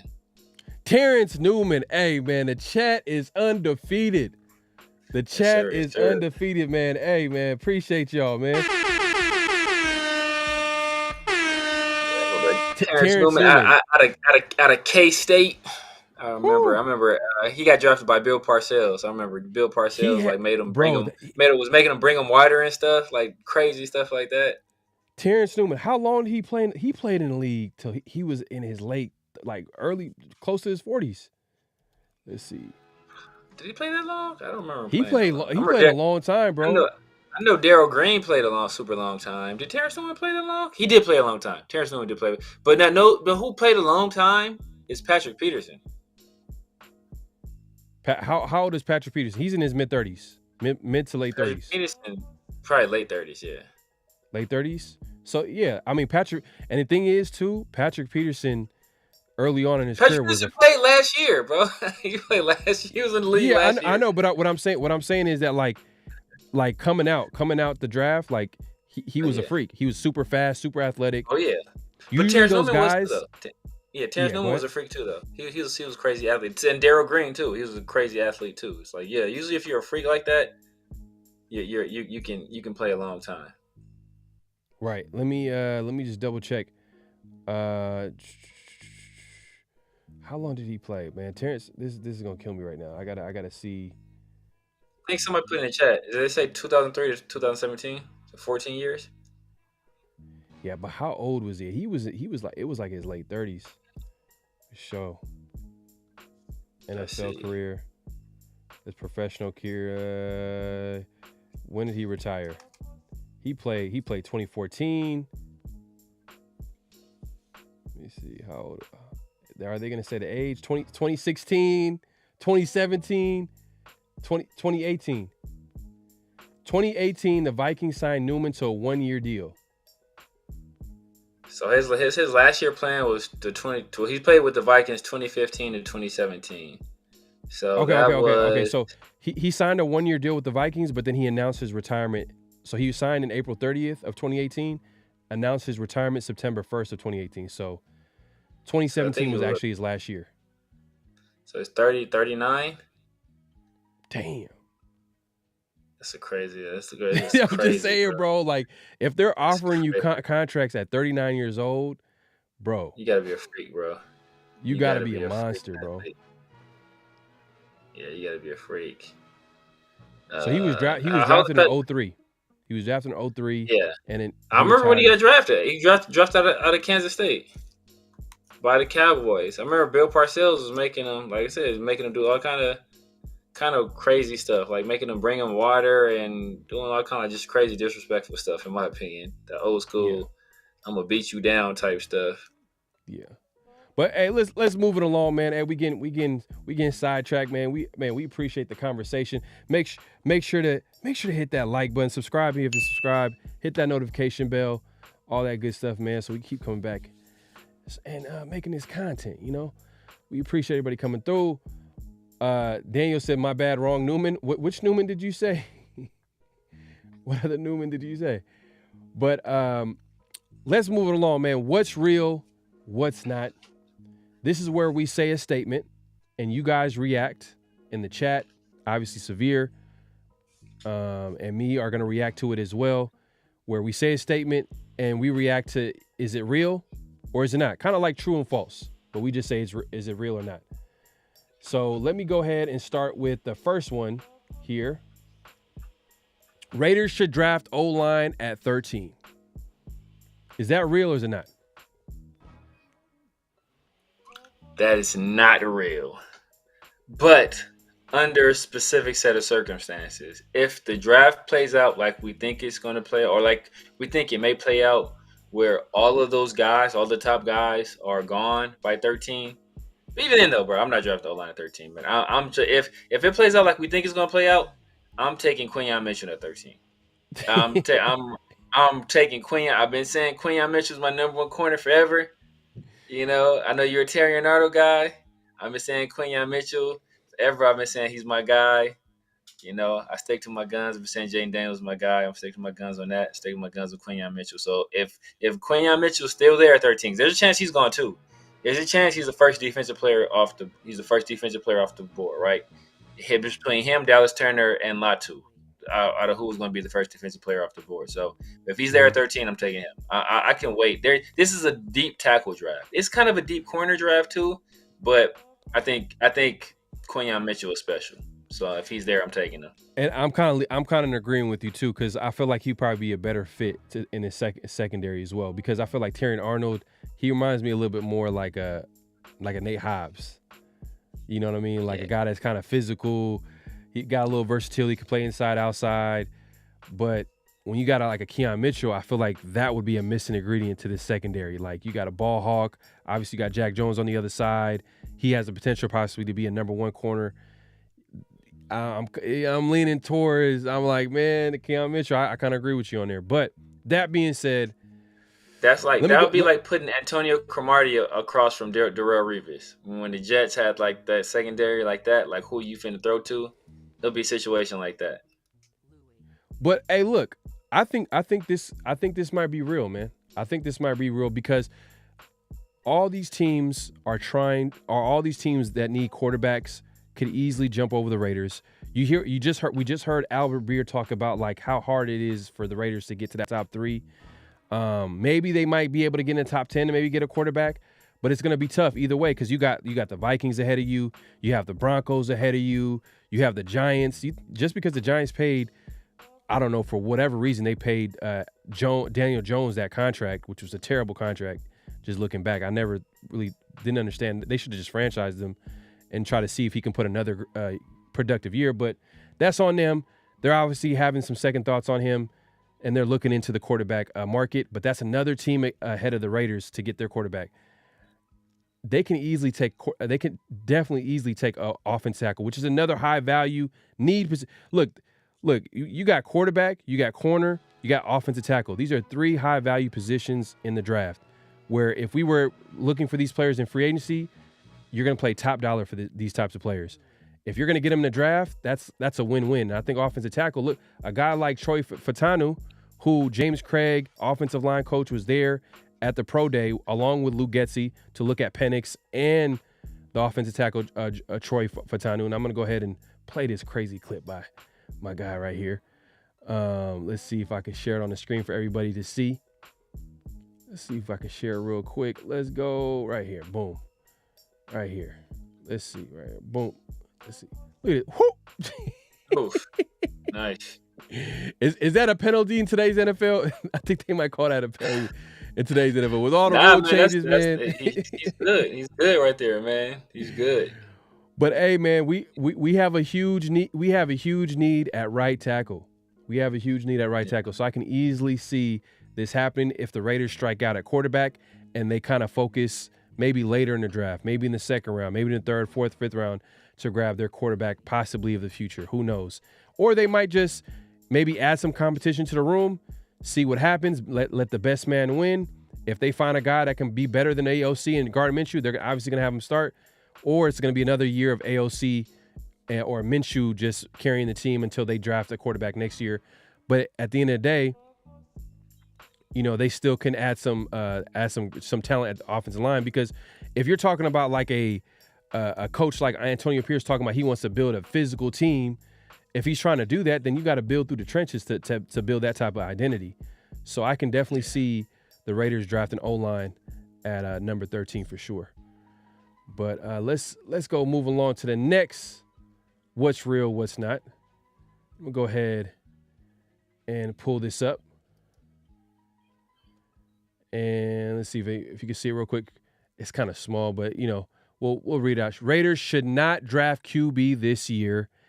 AOC time. And I'm gonna put this on here, and I'm gonna let y'all think about it real quick. And I'm gonna play a clip that I posted by I think Brian Baldinger, and he kind of offered an alternative plan to the Raiders building a Super Bowl contending team.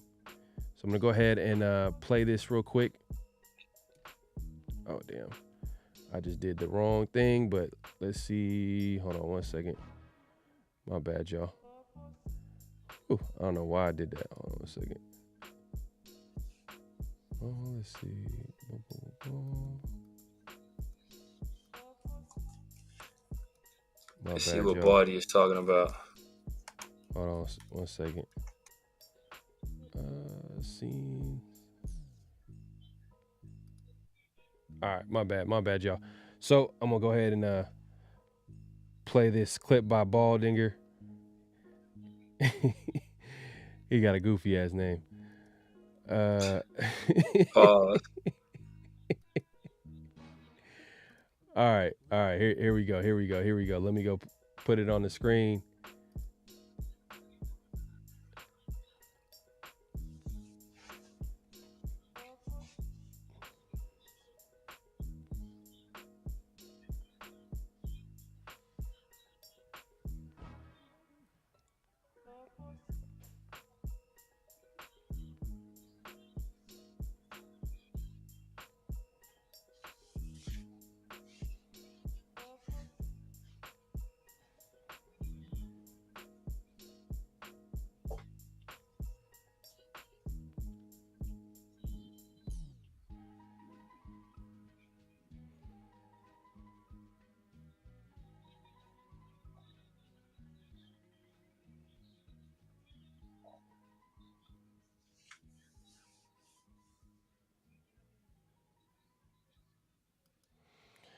So, yeah, you heard it there from Brian Baldinger. I can't say his name.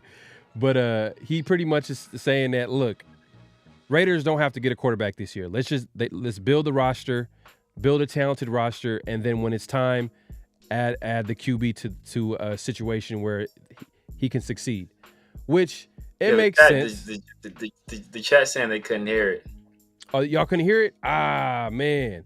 All right, well, that's pretty much what he said. He pretty much said that the Raiders should definitely look into. And let me see if I can play the original clip here. I'll try to pull it up, but pretty much what he had to say was the fact that the Raiders should pass on drafting a QB this year. They shouldn't draft the QB this year, and that's pretty much what the what's real, what's not statement here on the what you see on the screen. Raiders should not draft the QB this year, and his main point was that the Raiders should focus on building the rest of the roster, and then when it's time, putting the right QB in place. And in the meantime, let AOC or Gardner Minshew hold it down, and if they are the guys, they are the guy, but if not, the next guy will be ready to come into a situation where there's a talented roster. Do you feel like that's the right move? I do not feel that's the right move. And what's crazy is that Brian Baldinger, the example that he used is the 49ers. Like he's like, look what the 49ers did, right? Look what the 49ers did. So let's look at what the 49ers did. First of all, the 49ers traded a second-round pick for Jimmy G and then gave him a fat contract.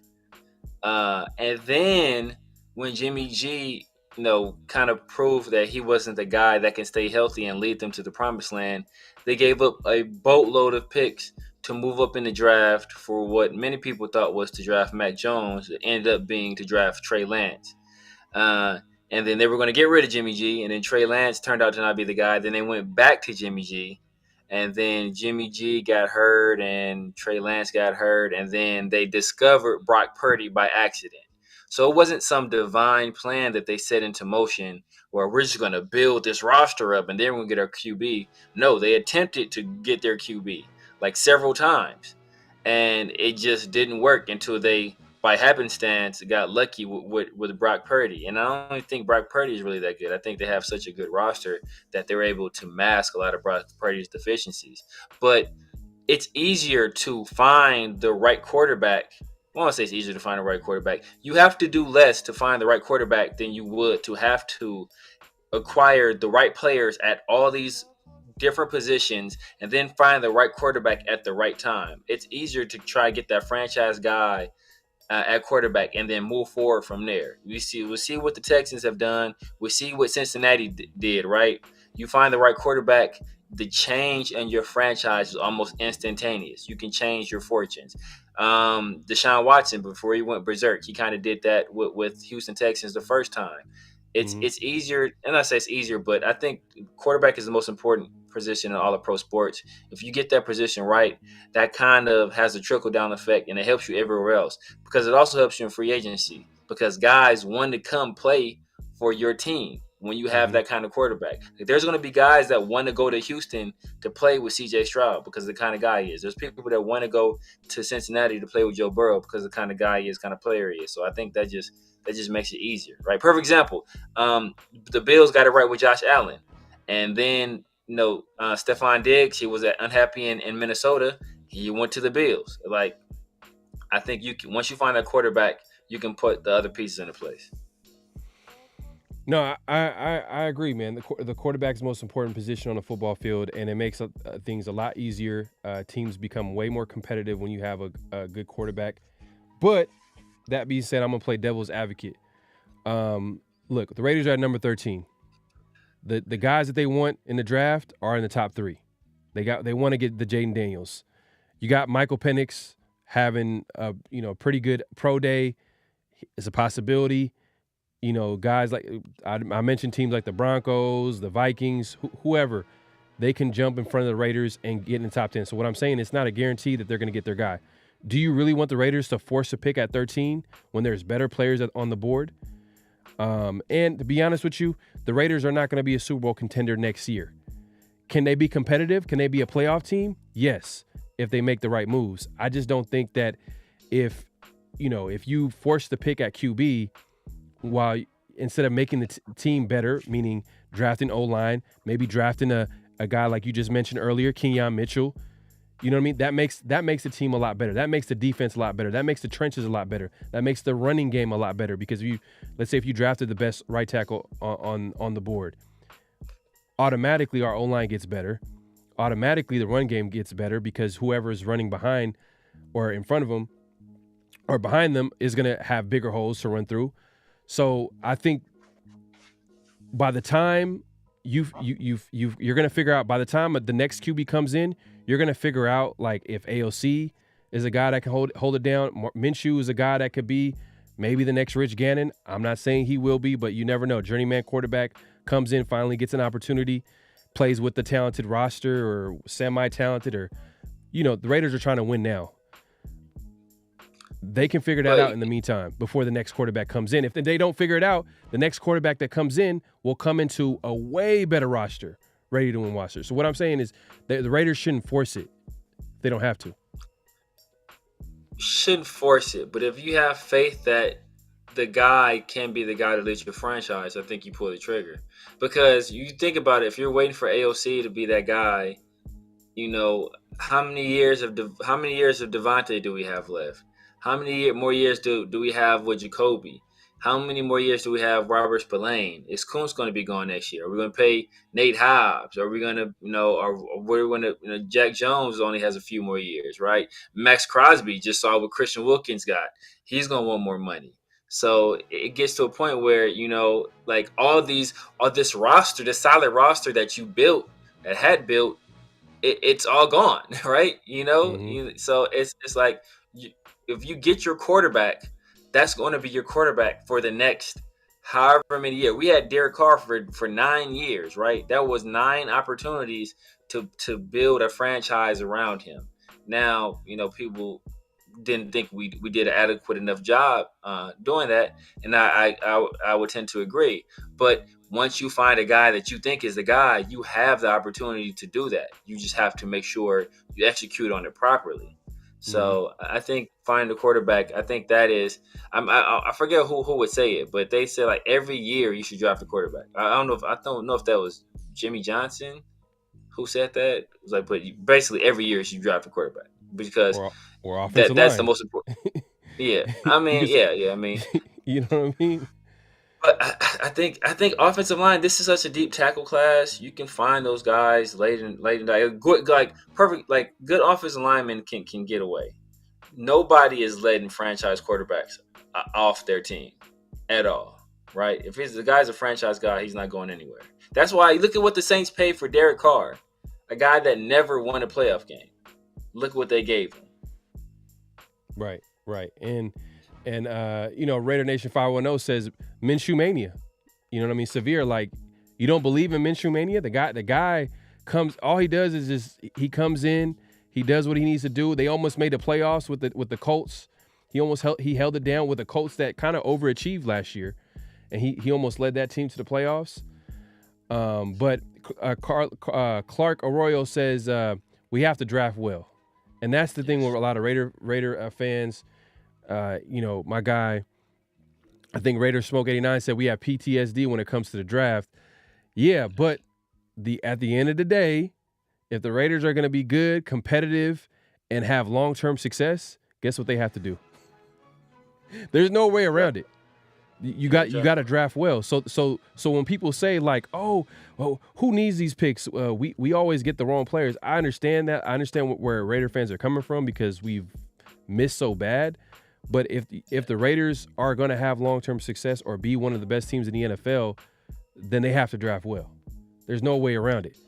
So what we really should be hoping for is having the right people in the building. That's what we should be hoping for. Having the right infrastructure. Having Mark Davis just be far away from decision-making when it comes to the roster. Having someone who's well qualified to run the organization to make the big-time football decisions. That's what the Raiders should be hoping for.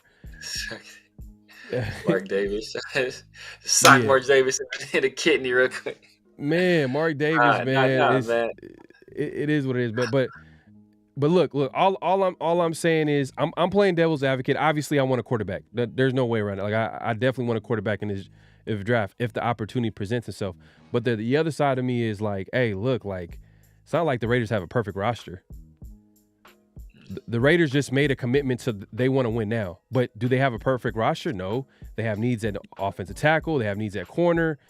They have some needs at receiver, surprisingly. When you have Jacoby Myers and Devontae Adams, you're like, needs at receiver? Yeah, we only have like 3 legit, and 3 might be being generous. You never know. A guy like Trey Tucker, 1 year he looks like he possibly might have play a few years with the Raiders, but next year, new regime comes in and be like, nah, he might get cut. We've seen it. We've seen it happen before. So Receivers definitely a position that the Raiders need to prioritize. Running back is a position that they need to prioritize at some point in the draft. I don't know. All I'm saying, I'm just saying, there's other spots on the team that need to to be built. Like for you, it's not like we have the most. Do you feel like the Raiders have the most talented roster in the NFL? Are they the top 5 roster in the NFL? No, but top 5, okay, top 10. No. Okay, but look, let me ask you this. But I make that point. Do the Texans have a top 10 roster in the NFL? How many starters on the Texans can you name outside of C.J. Stroud? But that. Okay. Do the Green Bay Packers have a top 10 roster in the NFL? They have some young talent. They have some young pieces. Who? Hey, the Texans every year in the NFL. Every year in the NFL. Before you laugh it off. Every year in the NFL. Every year in the NFL, there's always going to be a surprise team. Look, I think there's like a statistic every year, like when every playoffs, there's always going to be a new playoff team. Every year, there's going to be a surprise team. There's going to be a team that no one expected to be good. Texans were that team. And guess what? Texans, they got some young pieces. Nico Collins. He looks like one of the best young receivers in the game. I'm not saying I'm saying that he's playing like he's one of the best young receivers in the game. Like he's playing like a guy that has he could build with a guy like C.J. Stroud. But look, who was Nico Collins before C.J. Stroud got there? A castaway from the Cowboys that nobody thought would be any good. So it wasn't like he was, we got Nico Collins. We just need a guy to get him the ball. It was, Nico Collins is a bum. C.J. Stroud has one of the worst wide receiver cores in the league. What is he going to do? He's going to get killed. And now we're looking at guys like Nico Collins and forget the other guy that was killing for him too.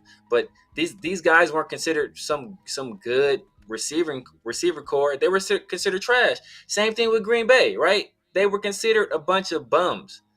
But they got it right at the quarterback position. So now these quarterbacks are producing with lesser talent. And that's why the quarterback position is so important. So when did Nico Collins got drafted? When did he get drafted? He got I don't even remember, man. And he got drafted like in 2021. So he's been in the league for like 2 years. 2 years. So his rookie year, the Cowboys got rid of him.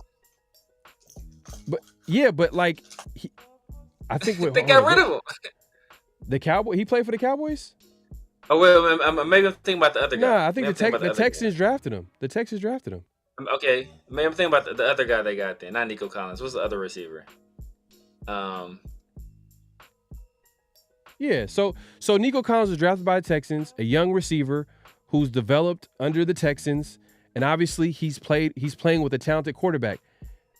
Obviously, he's going to get unlocked. Nico Collins is drafted in. So, okay, hey, do you think Nico Collins is a good receiver? You think he's a good, solid receiver, like good up and coming receiver, young receiver? I think he's a solid receiver. Right. Nico Collins was an afterthought before this year. Right, because who was the quarterback for the Texans? I forgot the guy's name. Nobody, right? So when the position at that quarterback position improves, then everybody else, you start seeing what the receivers look like. You start seeing what the O-line looks like. This is my point. I understand, but like what I'm saying is at 13, do the Raiders have an opportunity to get a quarterback in the top 3? The chances are very small. So are you going to force it by drafting a Bo Nix, or are you going to force it and draft a J.J. McCarthy? Are you going to force it? Like, obviously, if the Raiders have an opportunity to get Jaden Daniels, I would like for that to happen. But if that can't happen, then you have to focus on the other parts of your team and build and get the best player available. I think very rarely do you get an opportunity where you have this many good quarterbacks or this many quarterbacks that people think are going to be good, right? Rarely does this happen, right? There are a lot more years where Kenny Pickett is the first quarterback taken. Desmond Ridder is the first quarterback taken. Josh Rosen is the second quarterback taken. Like, you have a lot more of those years than you have in this year where you feel like these guys are legit franchise guys. I think Michael Penix Jr. is a legit franchise quarterback. I think that working with receivers like Devontae Adams and Jacoby Myers, he will be immediately an impact player. But I don't think the crop of quarterbacks next year is anywhere near as good as the crop of quarterbacks this year. I don't really like Shador that much. I don't like Quinn Ewers that much. I don't like Jalen Merrill that much. I don't like any of those guys that much, to be honest with you, unless they come out next year and just have some crazy seasons, which is a possibility because that's what Jaden did. So there's always a possibility that guy comes out and do that. But if things go right, we're not in a position to draft a quarterback next year in the top half of the draft. And that's another thing too, man. Like I think, look, this is a classic situation, and this happens all the time. The quarterback takes the most blame, and they also get the most credit, and it's always extremes on both ends. C.J. Stroud, obviously, he's looking like he might be one of the best young QBs in the game. The way he came into the league, rookie of the year, I get it, but also it looks like he one of the best young head coaches is he's with the Texans. I think they got him from defensive coordinator from San Francisco. Then you got Tank Dell, you got Nico Collins, you got that young running back who struggled this year, but looked like he was a running back year one, but they had, they have some pieces there. Will Anderson looks like he's a player. Then they got they got some pieces on this team where you be like, oh, okay, we didn't know. Obviously, the Texans not having success in the past, but we didn't know. But once they put the right pieces together, and quarterback was a part of that. But quarterback, head coach, quarterback was the number one. So quarterback. So when C.J. Stroud got drafted to the Texans, everybody said of the rookie quarterback, she was in a worse situation because he was supposedly had the worst skill position players. Because what's my guy's name? Noah Brown, Nico Collins, and then C.J. Stroud is the one that told the Texans to draft Tank Dell. So you bring up Tank Dell. Without C.J. Stroud getting drafted, they likely don't have Tank Dell because Tank Dell was the one that told them, hey, this is a guy I connected with. I want him. Go up and get him. So you would eliminate Tank Dell without C.J. Stroud. You don't have him, right? And then they were decimated on the offensive line. They're playing second, third string guys on the offensive line, and C.J. Stroud still made it work. Right. But see, that's a very specific situation because Derek Carr wanted who at OC after the 26th season. We seen how that all worked out. So listening to what the quarterback wants and stuff like that, they're you gotta take it with a grain of salt. Like if it makes sense, it makes sense. If it doesn't make sense, it made sense for the Texans at the time because guess what? They needed some weapons on offense, and Tank Dell was probably a guy that they liked, and guess what? The quarterback that they drafted liked him. So that's like two birds, one stone right there. So I get it 100%. If there's an opportunity for the Raiders to get a quarterback, I want them to get that QB. What I'm saying is don't force the pick. What I'm saying, the Raiders pick at number 13, and if that price gets to – I don't want the Raiders to be the team that gives up the historical price to get the QB because I just don't want it to happen. I want us to be on the winning end of a deal. I don't want us to be on a losing end of a deal. If we're giving up 4 or 5 first-round picks just to get a top 3, you're going to say yes to that? I don't think that makes any sense. We just agreed that in order for the Raiders or any team to have long-term success is that you got to hit on the draft picks. You got to hit on these draft picks. But what happens if you don't have any? What are you going to do? You can't at the end of the day, like it's kind of a waste. Like how can you build a team on cheap contracts? Because that's how a lot of these teams are winning is because they got a quarterback on a rookie deal, cheap contract. They're drafting well, a lot more cheap contracts. They continue to build.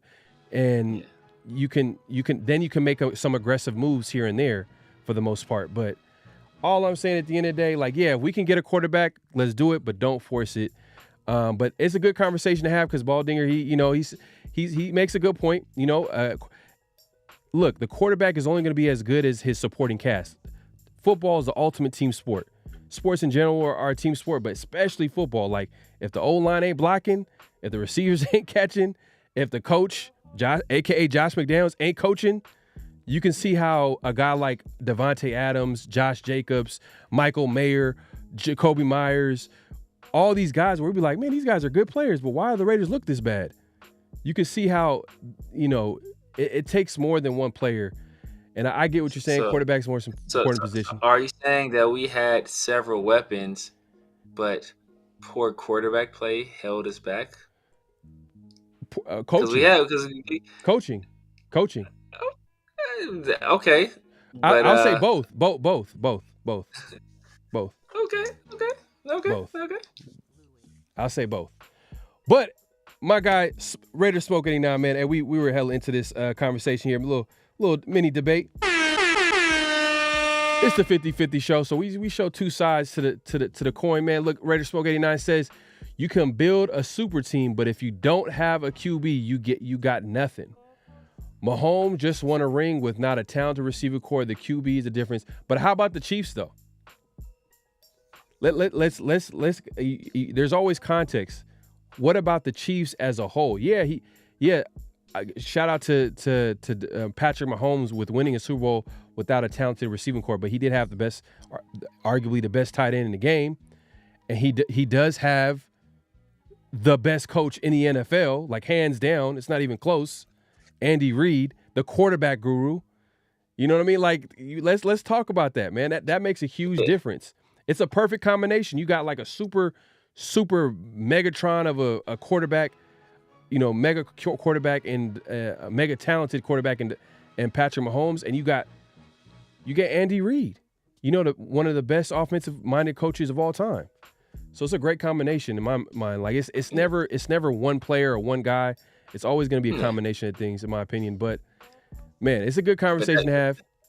That quarterback's the equalizer, though, man. Equalizer, man. Then we got people talking about they passing gas. Ah, damn, man, that's keep that to yourself. Man, exactly. Keep that to yourself. Man, Raiders again. Now, Pharaoh, my bro, we've been losing 20 plus years. We got to mix it up and do something different. We got to give up. But what is the farm though? What is the farm? Okay.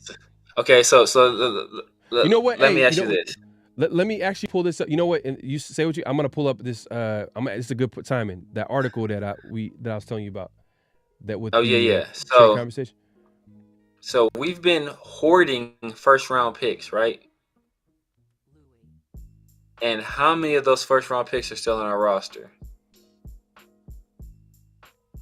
Outside of Tyree. One, right? Outside of Tyree, we have one. Right. Colton Miller is the only one.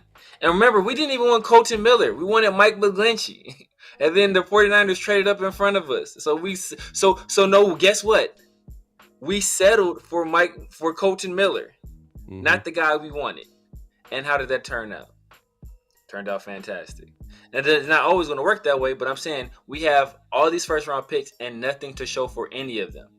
I would rather take the chance and go up and get a guy we believe can be the leader of our franchise for the next 15 or 20 years than to sit back. Like what did Al Davis say? We don't take what the defense gives us. We take what we want. Well, damn it, I want Jaden Daniels. I'm going to go up there. I'm going to take what I want. And so that's how we should operate as a franchise. If that's the guy we identify, that's the guy we want, let's go up there and get the guy that we want. We see what Green Bay did, right? Who do they have at wide receiver? I can't name another receiver they have up there. So with Dobbs, I think Romeo Dobbs is one. Outside of that, I can't name their tight end. All I know is Jordan Love was the best quarterback the second half of the season with those guys, though. So I just put on the screen. So shout out to The Athletic. They had this scenario. They had trade up scenarios with different teams going up to the top three. In this scenario, they had the Raiders trading with New England, and what the trade looks like for New England to number 3. This is just hypothetical, because it could definitely be more, because you gotta account for other teams probably increasing that value. But for right now, this is what they have. They have picks number 13, number 44, 112. I believe that's a third or fourth round pick. That might be a fourth round pick. I think that might be a fourth round pick, 112. And a 2025 first round pick to New England for number 3. So if it's that trade for number 3, I'm definitely doing it. Because I have a question. Yeah, I'm definitely doing it because if you look at it from this perspective, the year before, right? Last year, the Panthers trading up to number 1, they had to give. I'm gonna pull up their trade package because they had to give up a number 1 receiver. They had to give up like 2 first-round picks, 2 second-round picks. I felt like let me go ahead and pull this up real quick. But I'll do that trade instantly. Let me see if I can pull it up real quick. I had it up. I'll pull it up in a second. Yeah. I'll pull it up in a second. I mean, that trade I'm doing in a heartbeat. But it all depends, right? If Coach Kelly is right and the Commanders are really taking Jaden Daniels at number 2, then I'm probably not doing that trade. 'Cause that's the only guy I'm really trading up for. We all assume that Caleb Williams going number 1. If Jaden Daniels goes number 2, then I'm not doing that trade. I'll stick and stay and kind of see how the board falls to us. If we can get Michael Penix at 13, that would be ideal. But I'm not moving up if it's like to draft JJ McCarthy or Drake May. I'll take a hard pass on that. All right, so I think I might have something here. Let's see here. All right. So here it goes right here. I'm going to put this on the screen for everybody to see. And this is what the Panthers trade looked like from pick number 9 all the way to number 1. But this is a completely different draft. So it's kind of like, yeah. Oh man, if we can get to number 3 with that trade, that's actually a pretty solid trade. But let's take a look here. Let me just share this so everybody can see. The full package of assets sent to Chicago reads like a shopping list. The 9th overall pick this year, 2nd round selection in 2023. So number 61 overall, a 1st round pick in 2024, which obviously is the number 1 pick in the draft. A 2nd round pick in 2025. So they traded their first two rounds each year. Plus DJ Moore, a number 1 receiver. That's equivalent to the Raiders trading Devontae Adams. I do it. So the trade that I'm gonna pull up in a second. I lost the page, but that trade is pretty solid. Yeah, that trade's better than pretty solid. It's perfect. I would do that instantly. I would do this instantly. Number 13, pick 44, 112. So this is our 1st round pick, our 2nd round pick this year, and our 4th round, and a 2025. Man, whoever did this art, man. Hopefully the Patriots are paying attention to this deal right here. This is the Raiders should do this instantly. Hopefully they not. Hopefully we can get something on there. And that they don't see it coming. Right. But I'm just saying, if this is the deal, I think the Raiders, because the Raiders will obviously get their guy, and especially the quarterback position. We all know how valuable that position is. But if they're able to get Jaden Daniels, who they would get at number 3, possibly, I would do this trade instantly. But that being said, this is a hypothetical. The Raiders are going to have to compete with, the Vikings, the Broncos, the Giants, and a number of teams that are looking to trade up to get because New England is not going to be talking to just the Raiders. They're going to be talking to every team so they can bump up the price. And I don't see this being a deal, but if this is the deal, the Raiders should definitely go after it for sure. No doubt about it. No, 100%. But yeah, man, hey man, it's been a pretty good show, man. We yes, sir. we went a little bit of overtime. Make sure to clock in, clock out. Hit that like button, subscribe if you haven't subscribed, hit that notification bell. We appreciate everybody coming through. We went a little bit overtime, man, but we appreciate everybody waiting. We were late today, but we appreciate everybody's patience. If you haven't already, like I said, make sure to hit that like button, subscribe, that notification bell, you know what I mean? All that good stuff. We're going live on both our channels. My mods in the building, man. Make sure to post the links. Also, I'm gonna say this again. I keep forgetting, but hey, we are looking for some more mods, man. Daniel Kim has set the, you know what I mean? He's laid the foundation, but he needs some help. I believe he needs some help. So whoever is interested in becoming a mod to get that special blue wrench right next to their name in the chat, make sure to hit me on IG or even Twitter. You know what I mean? Social media. Same name you see on the screen, PharoahNFL, PharoahNFL, and just hit me up and I'll give you the details and you get that special blue wrench. But yeah, man, we'll talk about that on the back end. But we appreciate everybody coming through, man. Clark Arroyo says he doesn't want to draft Penix. Oh man, you tripping. Oh man, he's not a Penix guy. He's definitely not a Penix guy. My guy. Yes, but any last thoughts for Raider Nation on what they can look forward to as far as this offseason and what we need to do a mock draft. That's going to be coming up soon. We're going to do a mock draft. We're going to have a call in. We're going to have all that good stuff. There's going to be so much that we're going to do this offseason, so make sure to be on the lookout for that. But any last thoughts, Severe? Yeah, man, just, it is going to be a very exciting time leading up to the draft. I mean, a lot of speculation, a lot of smoke going on, man. So just make sure y'all hit that subscribe button, hit that notification bell, and get down in the comment section. Let us know what you feel about the show. Give us your thoughts. If we weren't able to answer something you put in the chat, then, we definitely check that out down there, man. Hit me on my channel, hit me on Pharaoh's channel. And yeah, man, just stay tuned. Yeah, no doubt, man. Appreciate everybody coming through, man.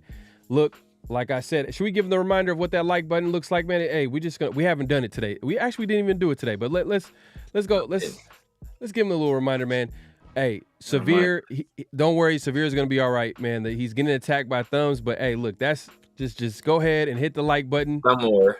Hey, there you go, man. There you go. That's what it looked like. Just hit the like button, subscribe. Cool Kevs.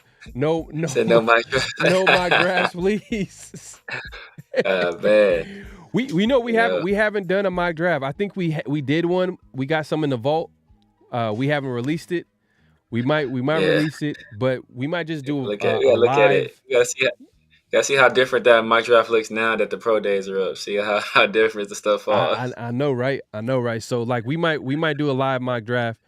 But like I said, everybody, hey man, we appreciate everybody coming through. We had a great show, great conversation, great little back and forth with Severe. You know what I'm saying? It's the 50-50 show. We're always gonna show two sides to every story. You guys let us know what the verdict is.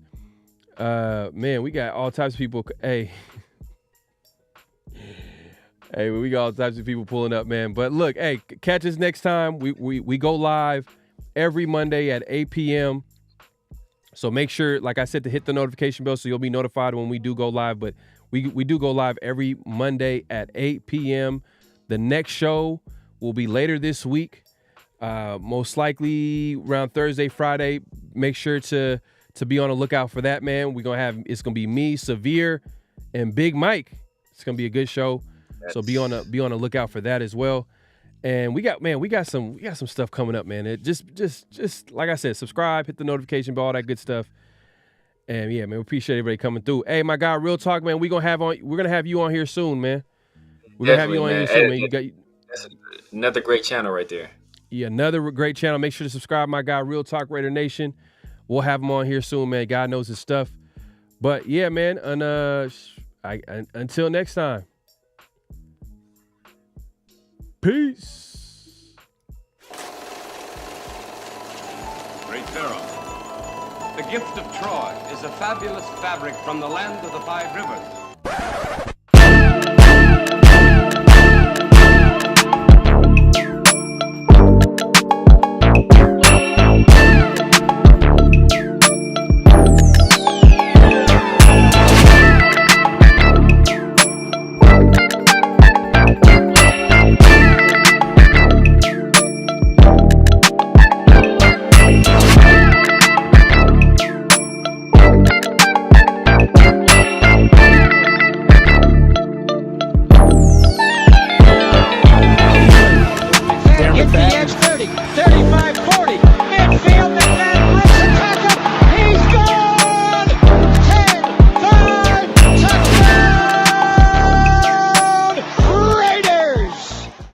Years ago, when we came to Los Angeles, I really believed that the greatness of the Raiders would be in its future.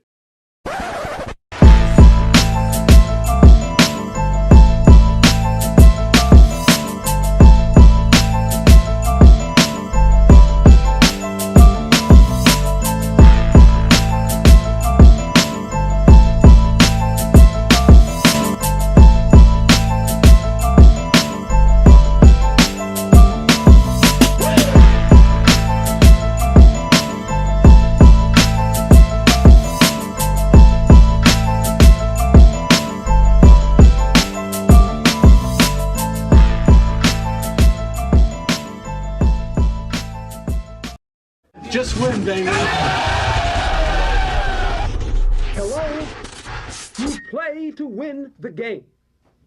You don't play to just play it.